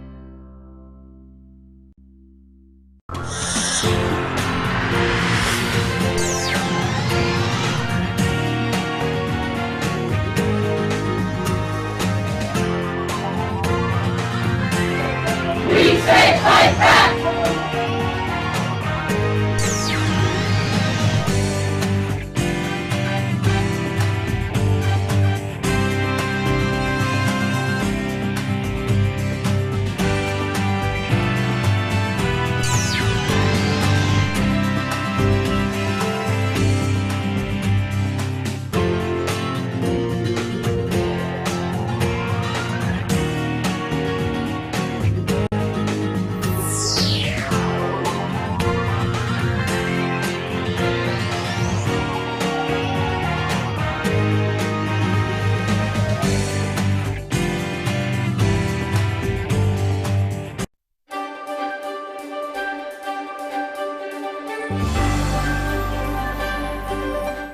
The Thom Hartmann University Book Club today, we're reading from the Strip and Flip selection, as opposed to election, of 2016, 5 Jim Crows and Electronic Election Theft by Bob Fitrakis and Harvey Wasserman. This is from the chapter Part 1, page 15, Strip. The foundation of election theft is the manipulation of race as a divide and conquer strategy. It began with the first Jim Crow chattel slavery. Slavery in various forms has existed since the dawn of time, but in the colonies of British North America and then in the United States, it took on a uniquely virulent incarnation. Chattel slavery was, of course, a horrific, brutal labor system designed primarily in the American South to power a network of plantations that produced cotton, tobacco, indigo, rice, and other hot weather crops that could be grown in large fields. But it had a larger purpose here. Our peculiar institution, how the founders referred to slavery, was meant to divide black laborers from white in a caste system that would guarantee that they would never unite in rebellion. As we'll see, this originated with the infamous Bacon's Rebellion of 1675 in Virginia, in which indentured servants of both races joined forces. Plantation owners vowed to make sure that that never happened again. When the United States became an independent country, plantation owners also vowed to secure political benefits from their slaves. Thus, they wrote into the Constitution the 3/5 clause that gave slave owners additional representation for their slaves, even though those slaves could not vote. That additional vote count guaranteed that every president from Jefferson to Lincoln either owned slaves or his vice president did, and that the Congress was strongly controlled by slave owners right up to the outbreak of the Civil War. After the Civil War, with formal slavery abolished, a Jim Crow system of racial segregation overtook the South. Enforced by the Democratic Party and its Ku Klux Klan terror wing, white landowners updated the realities of slavery to again keep blacks and whites apart. The roots of racism since 1865 has been the treatment of legally freed African Americans as something less than human, guaranteeing all whites a sense of superiority and an economic leg up. When the populist and socialist movements that campaigned most powerfully from the 1880s to the 1920s worked to overcome this separation, they were hammered by the court and electoral systems through a series of stolen elections and twisted race-based legal decisions, and the fusion of the Democratic and Republican parties in the 1917 municipal races in the Northeast. Confirmed by the Supreme Court in the 1890s, this updated Jim Crow caste system again guaranteed that blacks in the South and parts of the North would not be allowed to vote, and that they would be carefully divided from whites by caste as well as class. Since 1970, the primary weapon for suppressing the minority vote has been the third Jim Crow, the drug war. In the tradition of Bacon's Rebellion and the populist socialist upheavals, blacks and whites once again began to unite during the civil rights and anti-war movements of the 1950s and 60s. In response, Richard Nixon's Republican Party invoked the divide and conquer war on drugs. Confronted with the liberalization of the Southern Democratic Party, Nixon feared that black votes might remake America's political map. In Republican eyes, there was only one solution: disenfranchise the African American population, along with young and Latino voters who were leaning strongly to the left. In 1972, Nixon pointedly ignored a powerful report from his own Blue Ribbon Schaefer Commission on drug use and escalated the attack on marijuana and other drugs. In the 45 years since, a staggering 41 million Americans have been arrested for pot or other controlled substances. That's a number of human beings that exceeds the populations of more than 150 other countries worldwide. It has left the United States with the largest prison population in the history of the modern world, while having little or no impact on the actual use of drugs. As Michelle Alexander has shown in her landmark book, The New Jim Crow, the majority of those incarcerated have been black and Latino, with a devastating impact on our elections. Millions of these mostly young, mostly male citizens have been stripped of their right to vote, as well as their ability to maintain families, obtain work, and meaningfully participate in the political lives of their communities. All this has been by design. Once again, a new Jim Crow policy has been delegated by a ruling elite to strip our non-white population of its ability to exercise its fair share of power in our electoral process and to unite with whites in political action. In the 1890s, rising industrial interests committed the nation to a fourth Jim Crow, a course of race-based global empire.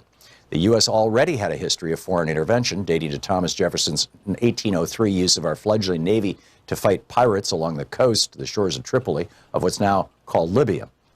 That was followed by the conquest of the North American continent with genocidal warfare used against the indigenous peoples who had lived here for 20,000 years. By the 1890s, when the frontier consumed, America's giant corporations began to expand overseas. They started with Hawaii, a constitutional monarchy, and then pushed into Cuba, Puerto Rico, Guam, the Philippines, and beyond. And in all cases, these interventions involved the white-ruled U.S. interfering with the political systems of non-white countries. In discussing this fourth Jim Crow, we include an extensive, though not complete, list of these interventions. It underscores the reality that our own political system has become an imperial juggernaut, with the inevitable blowback bound to obliterate any residual pretense to real democracy at home. Generally, there's been an attempt to portray these interventions as benign, meant to bring democracy, progress, and the Christian faith to third world nations. In fact, they've been largely economic in purpose, a dollar democracy to grab other people's resources.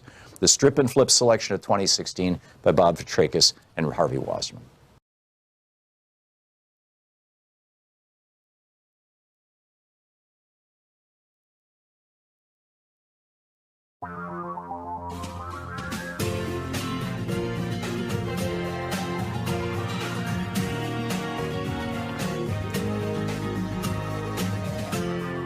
This is the Thom Hartmann Program.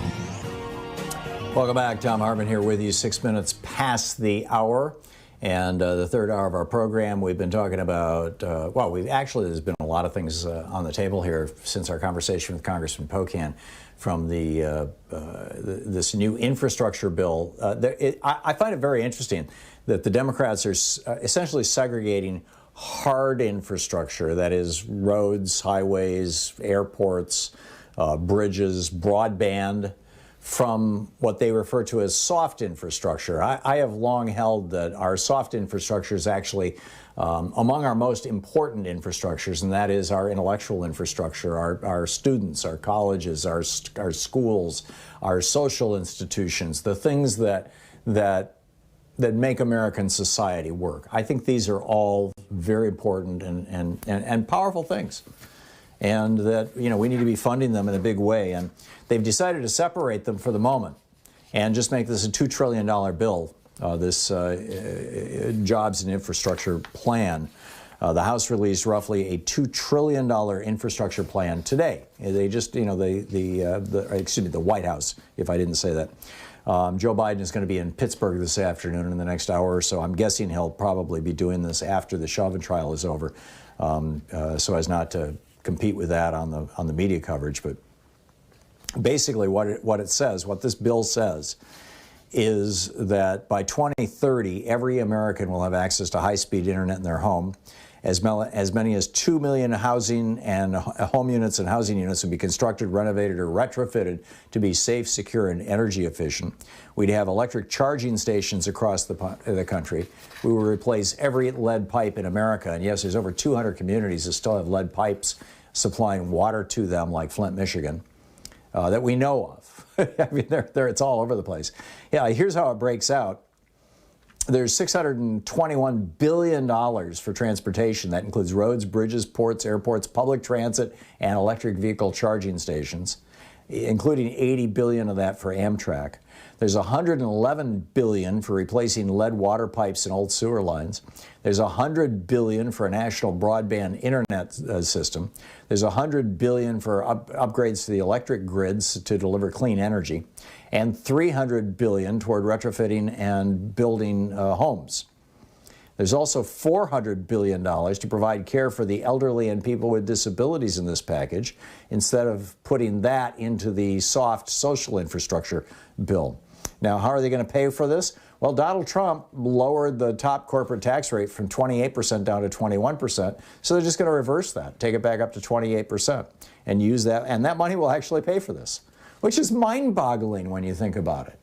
That Donald Trump gave away to big corporations enough money to rebuild the roads in America, to rebuild our bridges, to build new airports, to build new schools and all over the country, to rebuild and modernize Amtrak, to provide millions and millions of people with high-speed, low-cost broadband, to retrofit several millions and millions of homes, build 2 million new homes.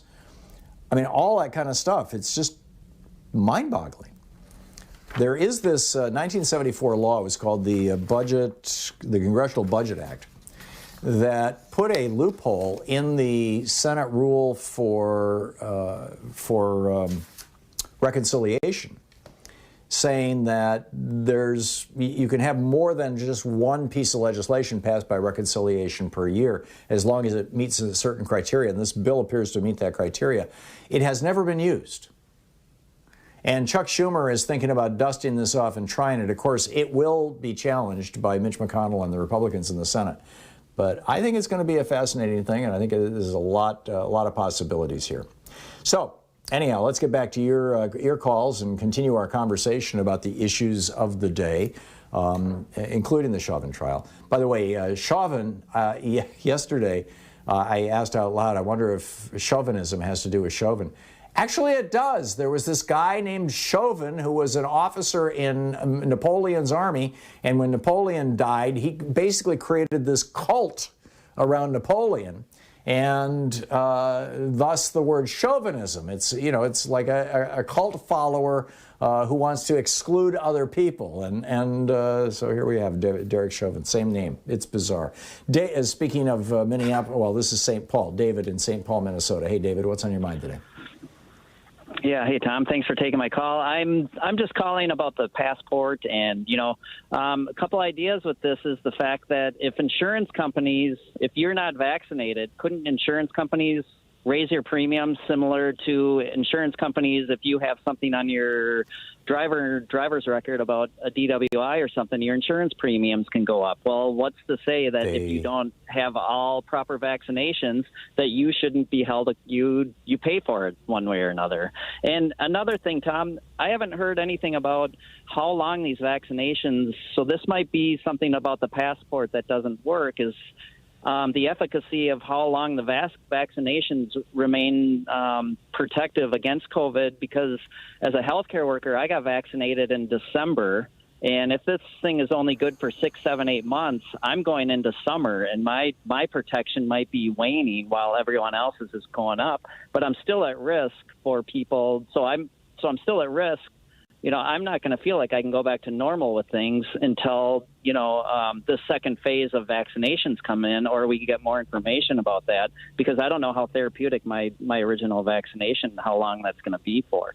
So it's just a couple things I've been thinking about with that. Well, so it's going to be hard to get back to normal if I'm apprehensive about going out in public, or, if other people haven't been vaccinated and or I'm not therapeutic. So just a couple ideas for you, Tom. Thank you. When I got my vaccine passport, there's actually an official name for it. And my apologies that I don't remember that name, but that was back in 1978. And I had to go in and get that yellow fever and cholera and diphtheria or whatever it was. I think there was also a hepatitis B shot in there, and maybe a polio or a booster for tetanus, but my arm turned almost black. I mean, it was just so much blood was pooling in the bottom of my arm from all those shots.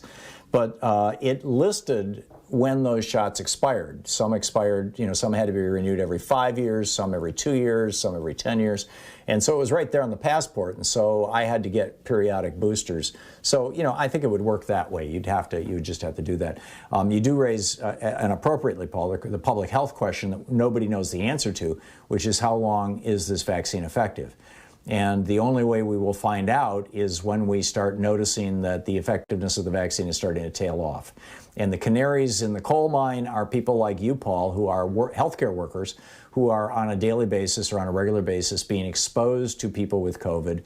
I realize that healthcare workers are still wearing their masks and things like that, but masks, I mean, we've had several thousand healthcare workers die from COVID in the last year. And I'm not sure I've seen an accounting in about 6 months, but it was around 2,000 back when we were talking about this, at the end of last summer. And that's, and in fact, it was they released the news yesterday that the Pfizer vaccine seems to have a over 90% efficacy at eliminating any infection, even an asymptomatic infection. The way that they came up with that was not one of these kind of studies where they give people placebos versus none and all that kind of stuff. What they did is they looked at healthcare workers who had received the Pfizer vaccine, back a month or 3 ago, and then looked at them now and said, okay, you know, how many of them got infected, you know, even subclinically? Because in a lot of these environments, you're tested every day or you're tested every week. Whether you want to be or not, it's part of your job. And this is what they learned. So I think that, you know, we'll just be going through that same process. But all of that, in my mind, just encourages us to get our vaccines, eh? The earlier caller said, Tom, you're being too gleeful about this. I acknowledge I am gleeful about the chance of getting back to normal. I've been locked down for a year, haven't you? This is the Thom Hartmann Program.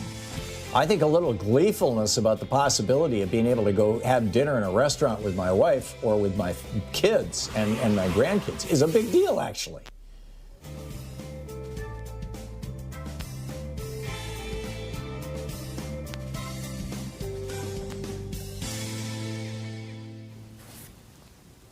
And welcome back.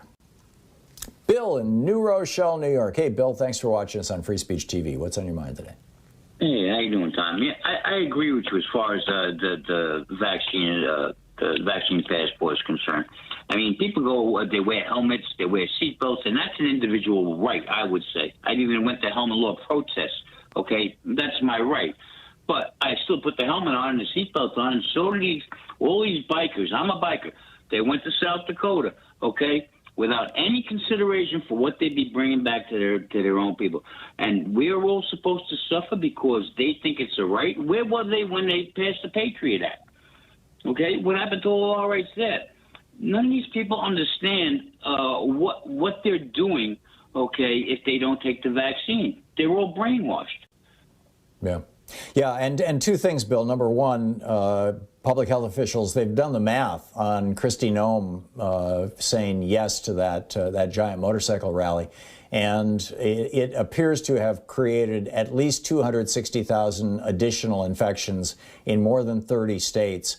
We don't have a count on the deaths, but you know, if it's a 2% death rate, that would be around 5,000 deaths or 500 deaths? I don't do math in my head that well, but you know, it would be there is blood on her hands, in my opinion, for that decision. Most definitely. And most definitely. Yeah, but I don't understand why it's such a big thing to put on a mask when you can protect somebody close to you. I mean, it's just common sense. It's not a. It's not anywhere near the hassle of frankly wearing a seatbelt or a helmet. And I remember when those helmet laws. Yeah, when it's 98 degrees out and you're sitting on a light and on your Harley, okay, believe me, it gets hot. All right, you know. So I mean, if you're going to fight for something that's your right. If I want to kill myself, fine, but I shouldn't have the right to kill somebody else. Right, and I you know, back in the. No, well, let me just finish this, Bill, if I can. We've got a minute here. Go ahead. Back in the 60s, you know, I had a motor. In fact, I had two motorcycles. I had a Suzuki 150 and I had a Jawa 350, which was a huge thing. And that was around the time that they were debating the helmet laws. And what ultimately was the thing that provoked passage of those helmet laws in most states was not that we're trying to prevent you, Bill, from dying. It was that the cost to we, the taxpayers, of people who get severe head injuries because they're not wearing helmets, of our having to pay for their Social Security disability, our having to pay for their hospitalization, our having to pay for their having lost, you know, the lost productivity in the workplace, that cost to society reached the point where it just wasn't worth it. Yeah, I get it. Yeah, and the insurance companies also had a lot to do with it because they were paying out a lot in injuries and stuff. So, I mean, yeah, I get that. But as far as H.R. 1 is concerned, I think voters' rights should be a priority because then we might be able to hold on to things. I agree. You know? Yeah, if the Republicans take back the House and Senate, which they will do if they're allowed to continue to suppress the vote in state after state, and that's why they're passing these laws so lickety-split all over the country, then we could lose the House and Senate. They know it, we know it, and we got to pass H.R. 1. I'm with you, Bill. Voting is at the foundation of everything in a democracy because the whole idea of a democracy is people vote and the majority rules. And the whole idea of the Republican Party is don't let people vote who are going to vote for Democrats. I mean, it's literally, they're saying it out loud. We'll be right back.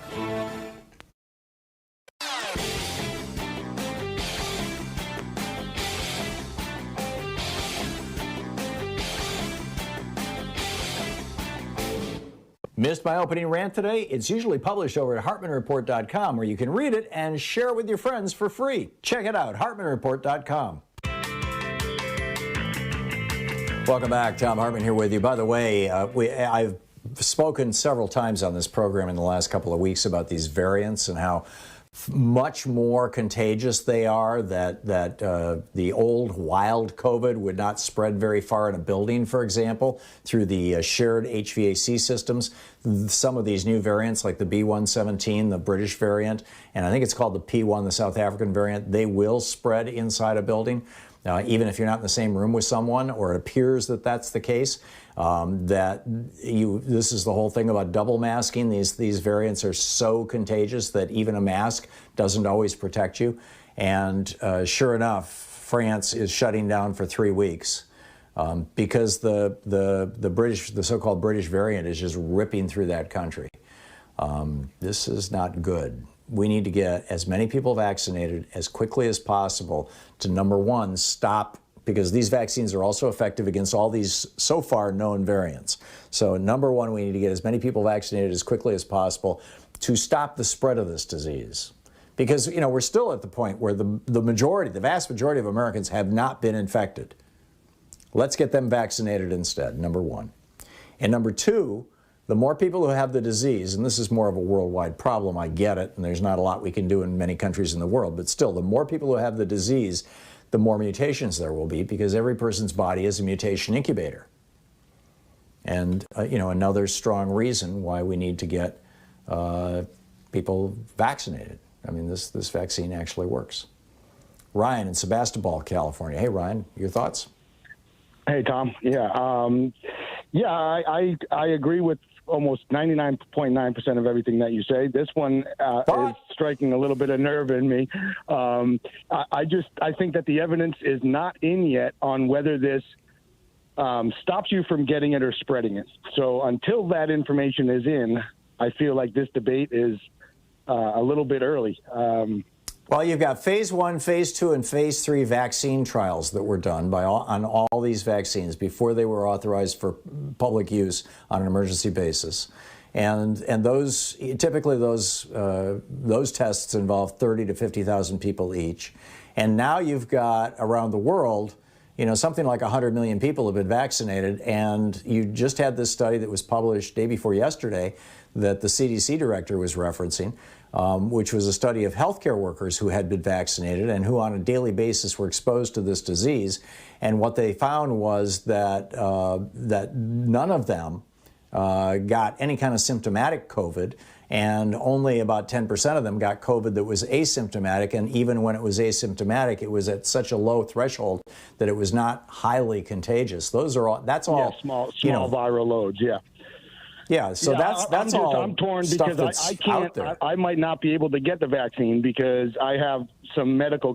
For one, I am susceptible to blood clots, and also I have an allergic reaction to shellfish. So I'm a little bit hesitant right now. And believe me, if it were, then you should want everybody around you to be vaccinated, Ryan.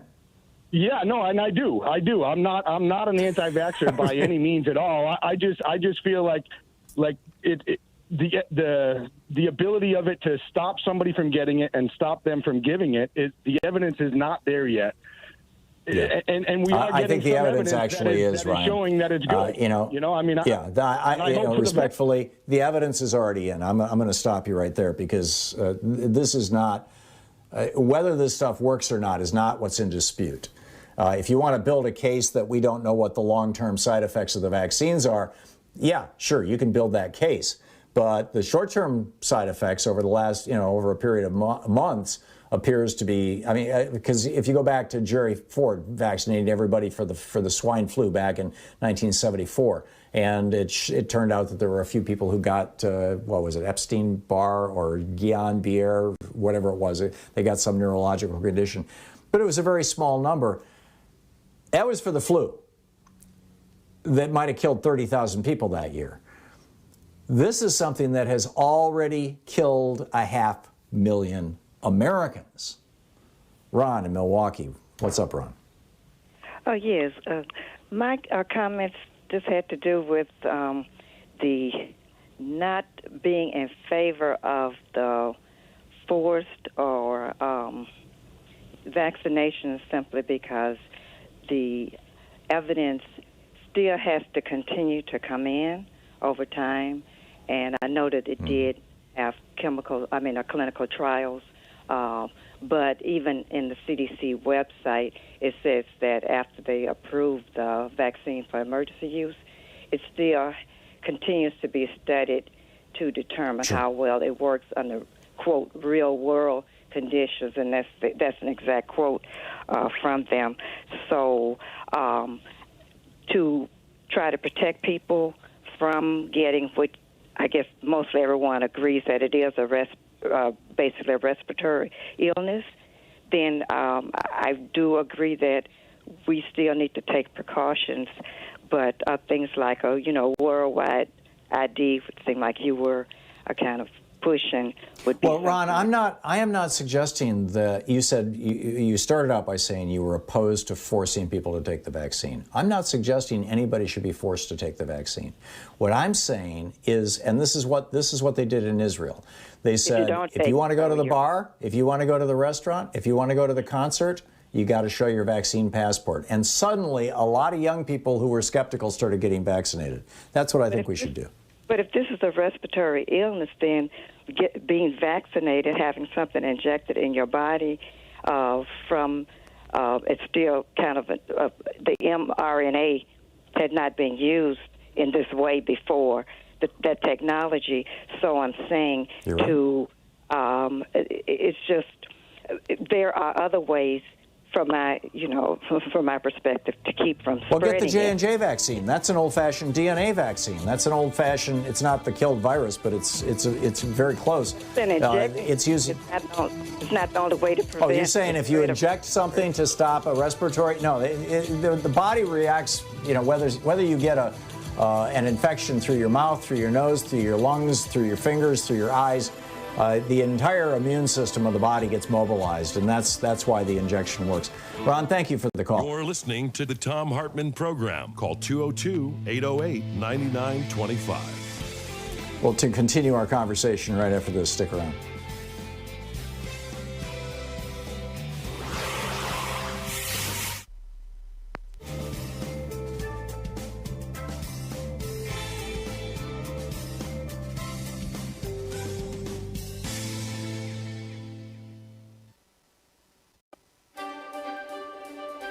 And welcome to Thom Hartmann University Book Club. Today,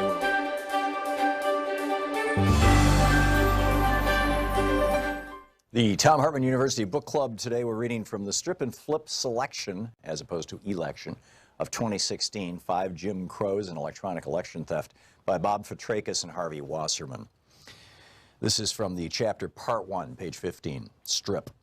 The foundation of election theft is the manipulation of race as a divide-and-conquer strategy. It began with the first Jim Crow chattel slavery. Slavery in various forms has existed since the dawn of time, but in the colonies of British North America and then in the United States, it took on a uniquely virulent incarnation. Chattel slavery was, of course, a horrific, brutal labor system designed primarily in the American South to power a network of plantations that produced cotton, tobacco, indigo, rice, and other hot weather crops that could be grown in large fields. But it had a larger purpose here. Our peculiar institution, how the founders referred to slavery, was meant to divide black laborers from white in a caste system that would guarantee that they would never unite in rebellion.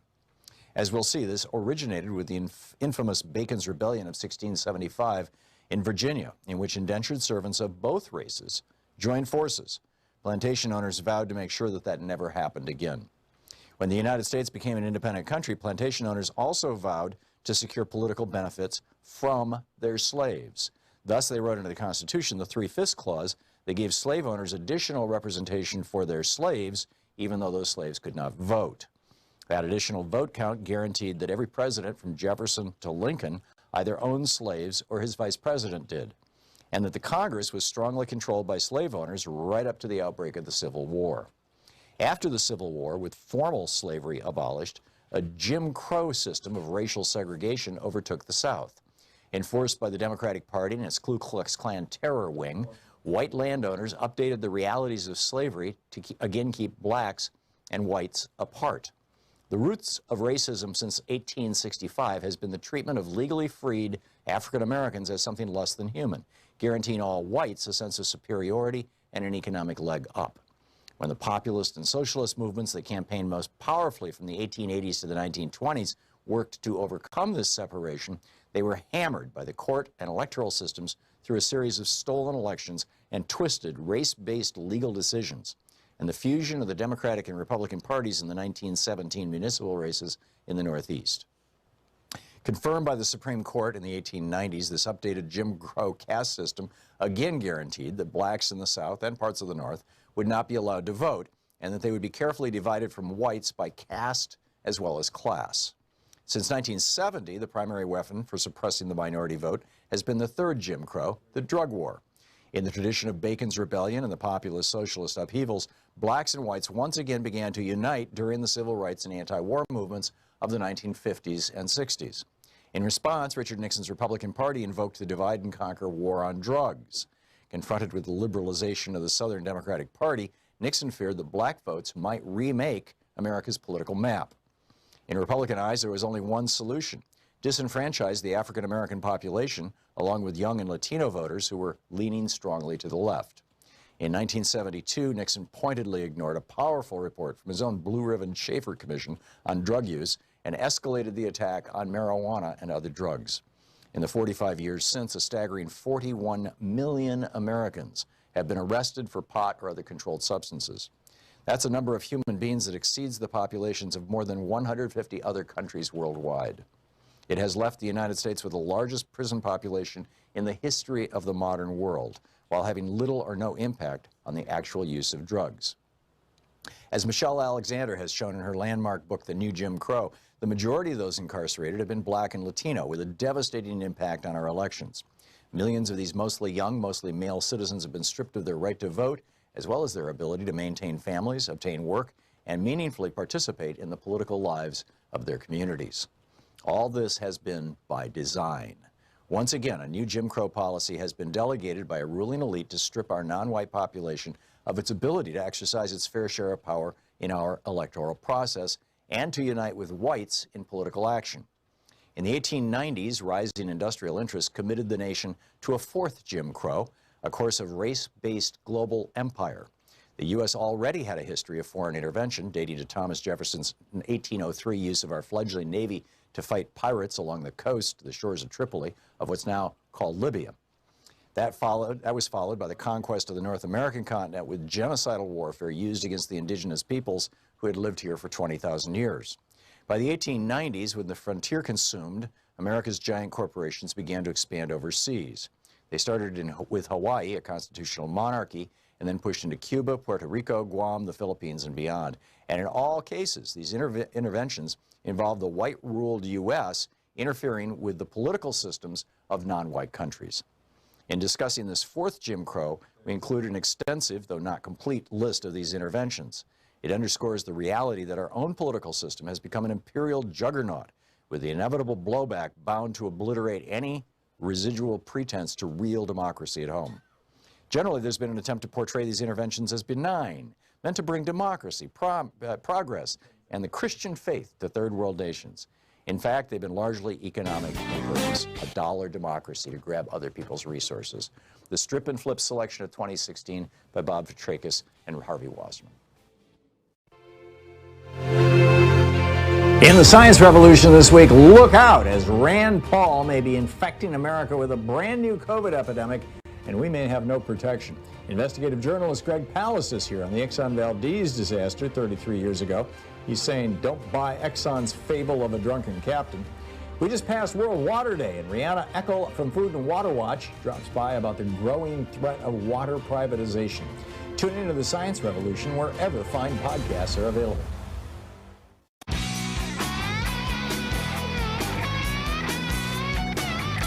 Welcome back. Thom Hartmann here with you. I just have to tell you this is so hysterical. Joe Biden is proposing to raise the corporate tax from 21% to 28%. It has never been below 28% in my lifetime. Donald Trump and the Republicans dropped it down to 21%. And most of these big corporations are paying nothing. In fact, you know, we subsidize many of them to the tune of hundreds of billions of dollars, trillions of dollars in aggregate a year.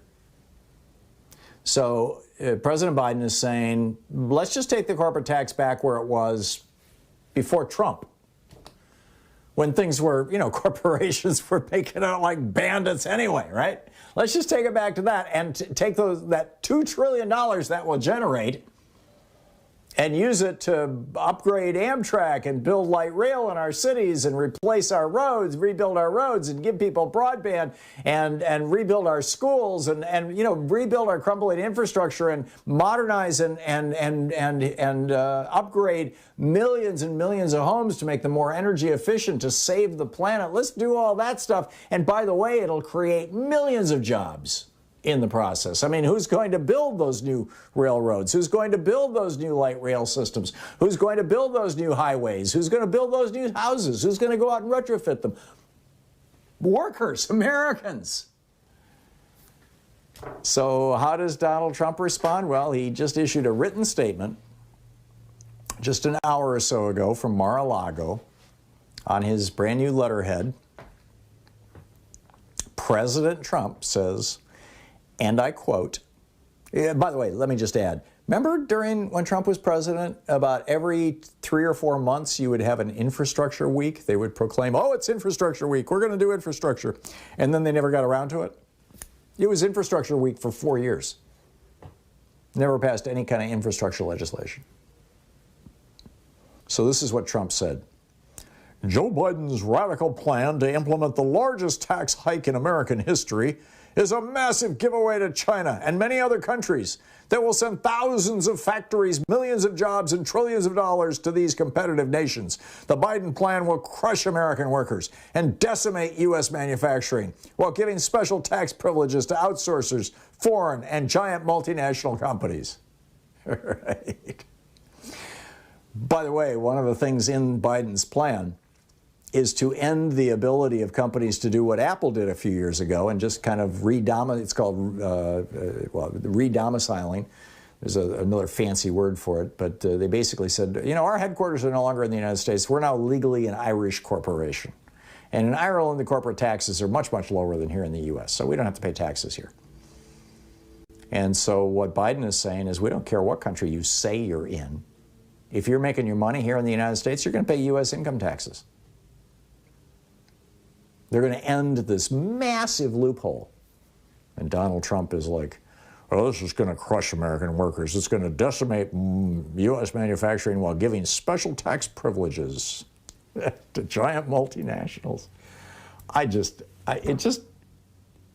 Does anybody believe his lies anymore? I mean, I ask that as a serious question, not as a rhetorical question. Does anybody believe his lies anymore? That's incredible.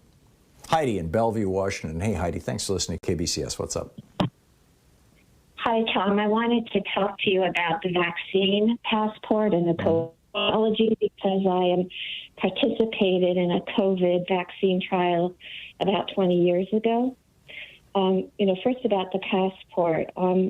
I was a child of the military, and military children from the day they are born are given a WHO vaccine passport because we spend so much time going back and forth overseas. Yep.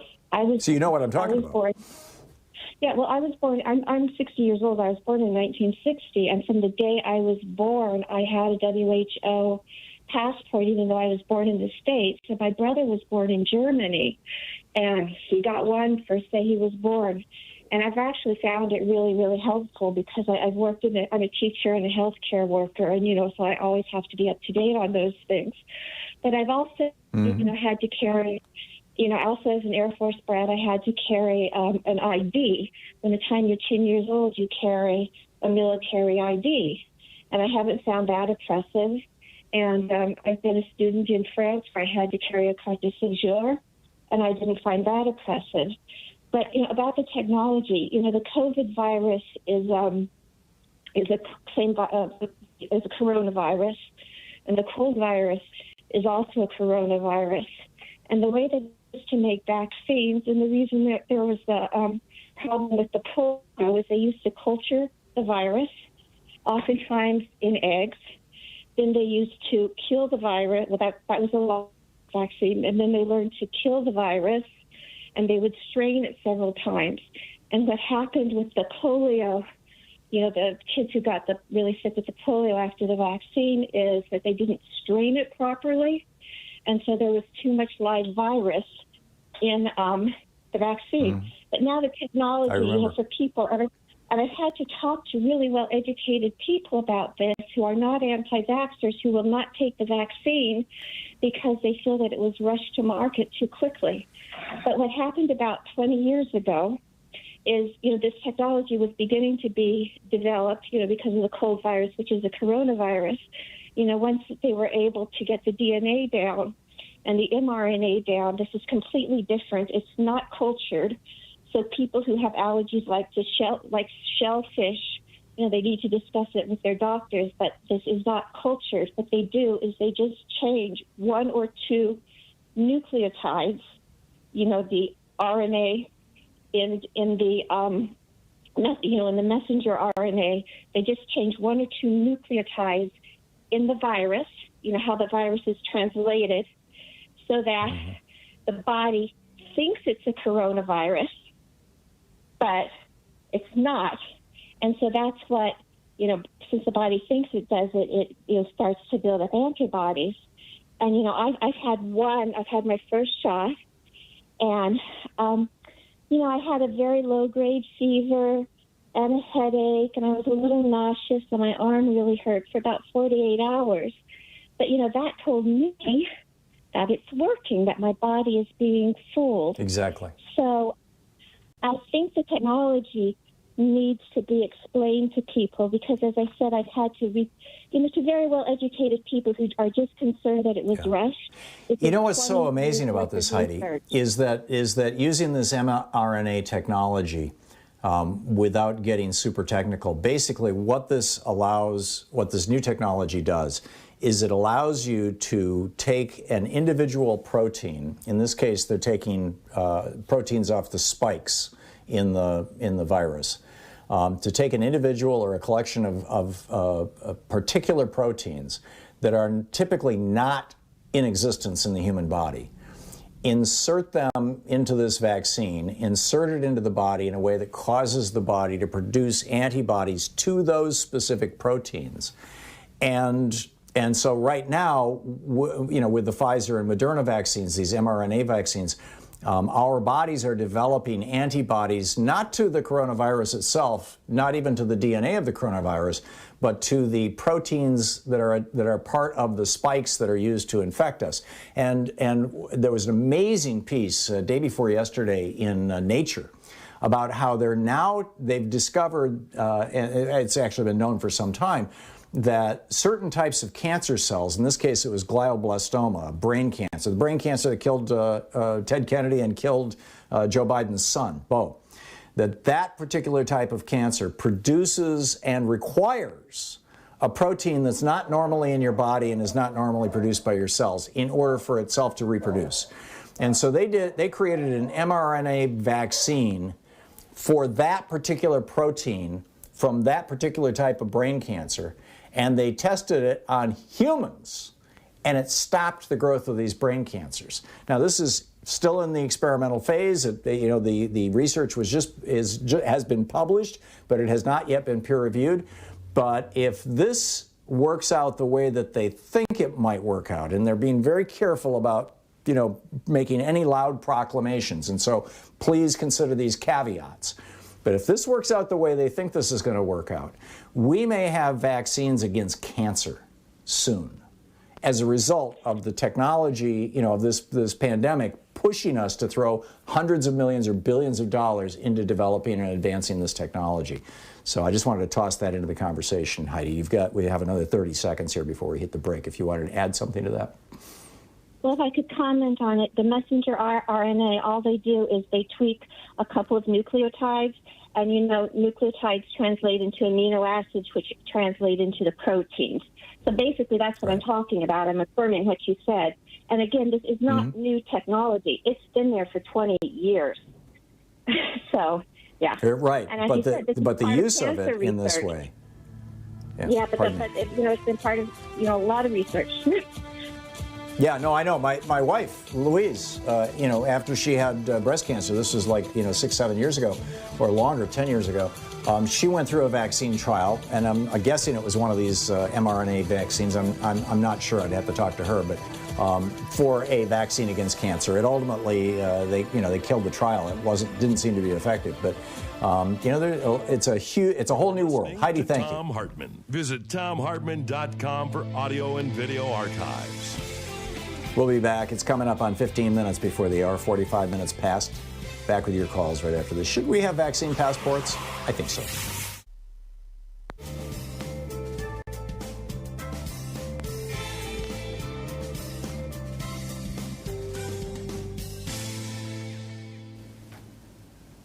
And welcome back. Mina in St. Paul, Nebraska. Hey, Mina, what's on your mind? Hi, Tom. I don't disagree with you often. However, not all people not getting vaccinated are not doing it because they're anti-vaxxers. I want everybody to be vaccinated. However, when I was 4 years old, I almost died from a smallpox vaccination. Every vaccination I've gotten except yellow fever and polio I've reacted to. And Dr. Fauci was asked when he was allowed to tell us the truth, and we had a new president, he was asked, if you react to vaccination, should you get this? And he said no. Yeah. No, I agree, and that's why we need to get as many people vaccinated as possible, so that people like you, Mina, who are that very small fraction, probably a fraction of 1% of the population, who can't tolerate a vaccine or who have an immune system. In your case, I'm guessing your immune system is too active. You also have people who have compromised immune systems, where their immune systems are so unactive or inactive that they won't produce the antibodies in response to the vaccine. So, why bother? Or it might, produce a bad response. That folks like yourself are protected because the rest of us aren't walking around breathing viruses on you. I definitely want everybody to get vaccinated. Now, here's a plus. One of my friends went to a meeting last night, and she said, I just got my second shot today. And guess what? They're telling me I don't even have to wear a mask now when I'm around people. Uh-oh. I wonder who they is, because it wouldn't be a healthcare worker. No healthcare worker would say that. I mean, Louise and I were taking a walk a couple days ago, and we encountered these two guys, our age, who were standing talking without masks. And Louise said, can you guys just move a couple feet out of the way so that we can stay 6 feet away from you? And the one guy turned to us and he said, we're vaccinated. You don't have to worry. And I bit my tongue. I didn't want to get into an argument with one of my neighbors, or somebody who might be one of my neighbors. But the fact of the matter is that you've got, even if you're vaccinated, you have about a 10% chance of getting an infection. You may not even know it, but you can be contagious. You can still be a carrier. My hometown is 2,000 people. This was at a medical facility because that's the only place the vaccination is available. Mm-hmm.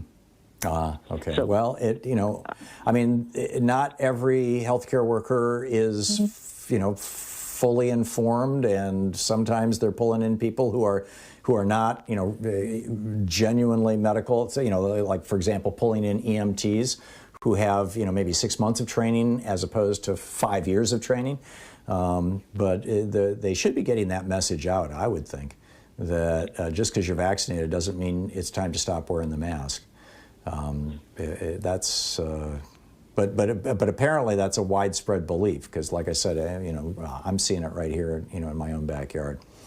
So, okay. Mina, and what your call does is causes me to think that for the vaccine passports, you should also get a green passport. It should have some kind of a flag that you haven't been vaccinated, but you can't get vaccinated, and therefore you should still be allowed to travel and show up in somebody's bar or restaurant, something like that, because there needs to be that exception, and we don't want it to be abused. Just like people abuse things like handicap parking things. You don't want that to happen, but there is going to be a certain amount of that's going to slip through. But if it's such a small percentage, then it's not going to hurt the herd immunity we're trying to acquire. Mina, thank you for the call. It's so nice to hear from you. Excuse me. We'll be right back. Coming up on 10 minutes before the hour.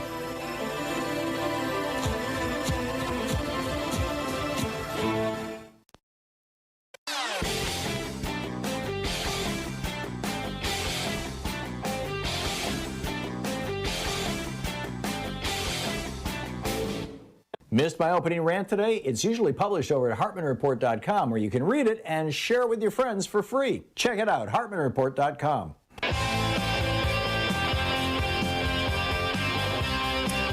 Welcome back. 10 minutes before the hour. Scott in Grand Forks, North Dakota. Hey, Scott, what's up? Scott, you are on the air. Going, gone. Okay, John in Bellingham, Washington. Hey, John, what's on your mind? Hi, first of all, I made my appointment to get a vaccination on Friday. I'm real happy about that.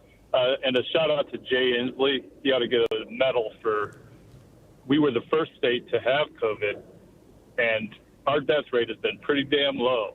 And I'm very proud of him for that. Amen. But, should I be allowed to walk into a Cracker Barrel with a pocket full of plutonium? No. It's the same with COVID. You shouldn't be able to spread something around that kills people. That's a great metaphor. They started treating COVID like a controlled substance, which it really is. It's it should be a controlled substance. If you are packing COVID around, you have a deadly, in this case virus, but it's a deadly substance. And you need to be controlled, period.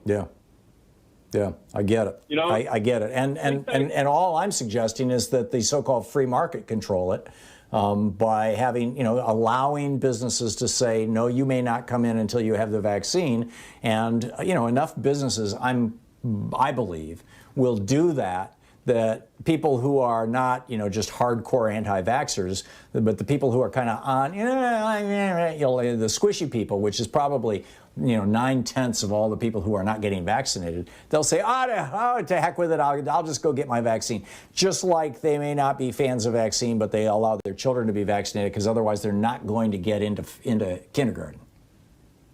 It would be interesting to go back and dig up some of the things that the Republicans were saying when there was the Ebola breakout back in 2010 or 11, back in that time. Yeah. It'd be interesting, to dig up some of the things those guys said back then. Oh yeah, and they were hysterical. They were absolutely hysterical. John, thank you very much. That was a good one. Bill in Escondido, California. Hey, Bill, what's up? Very good, Tom. I have an idea to get people encouraged to get their vaccine, announce that after a certain date, let's say January 1, that all surplus vaccine will be shipped to needy countries. June 1st. Starting June 1st. And by the way, starting June 1st, the price goes up to $100 or something like that. Sure. No, I totally get it. I think that and I'm guessing they're having conversations like this in the White House. How do we get past this, Donald Trump, the fact that Trump got the vaccine, he got himself vaccinated and he got Melania vaccinated while he was still president, and he refused to let the American people know. And I believe that was because he has tried to tie this false macho thing to not wearing a mask and not getting vaccinated. And you got a lot of these insecure men out there who have just bonded with Trump as a result of that. They want to be macho like he is, number one. And number two, I think he's trying to sabotage Joe Biden. And I think both of those things are just criminal. But Bill, good one. Thank you. Bob in Hollywood, Florida. Hey, Bob, what's up? Hey, Tom, you had the right idea, I think, when you called it Patriot Passport. Senator Congressman Pocan can introduce that into the House, and when it passes there, we can listen to gag, choke, true patriots like Rafael Cruz try to tell Congressman why people who want to protect other Americans are not patriots and don't deserve or shouldn't be called that. That's all I got. I'm with you. That's great. Bob, thank you. The Patriot Vaccine Act. I'm with you. Crystal in Omaha, Nebraska. Hey, Crystal, what's up? Hi there. I just want to add to this great conversation you have here. My only concern is the anti-pro dialectic, all these dialectics of left, right, Republican, Democrat, pro, anti-vax. I want to move beyond all that and get to some solutions. And you've had some great great insight on. You were explaining to one lady about the innate immune system. You know, your mouth, your ears, nose. My concern with the mRNA is that it focuses on the upregulating of the antibodies, but we don't really have an orchestra here from a systems biology perspective. There's the interferon system, the microbiome, the gut-brain axis, macrophages that upregulate, B cells and all these other things. It's an orchestra that we're looking for. And so I get concerned if we just, reduce it down to antibodies, and we know from the science out of NIH that's been published in Nature that those wane in a very short amount of time, like the healthcare worker that called saying, hey, I got my vaccine 6-7 months ago. It's going to be wearing off soon. Well, we don't know. That's the problem, Crystal. And the argument that you're making is an argument really for the Johnson & Johnson vaccine, which is an old-fashioned DNA vaccine that has, that evokes a broader spectrum response. But, nobody knows when the response from the Pfizer and Moderna vaccines are going to wear off. And, this is a new application of this messenger RNA technology. And, yeah, you should check out the NIH. It sounds like you're really up to date. You really know, what's being published.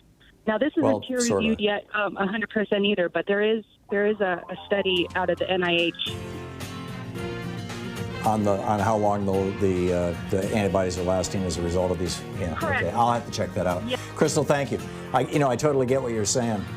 It's a huge public health experiment, but that's what you got to do when you have 500,000 dead Americans, right? This is, you take chances and you do what you think is going to be right. You just have to. Otherwise, we're going to have another 500,000 dead Americans. Thanks so much for being with us today. We'll be back, and God forbid, we're not going to have that. Yeah, I really think we're going to slow this thing down and stop it. We'll be back tomorrow, same time, same place. In the meantime, get out there, get active, tag, you're it. We'll see you tomorrow. Have a great afternoon. Be good to yourself and people around you. You've been listening to Thom Hartmann. For audio and video archives, visit thomhartmann.com.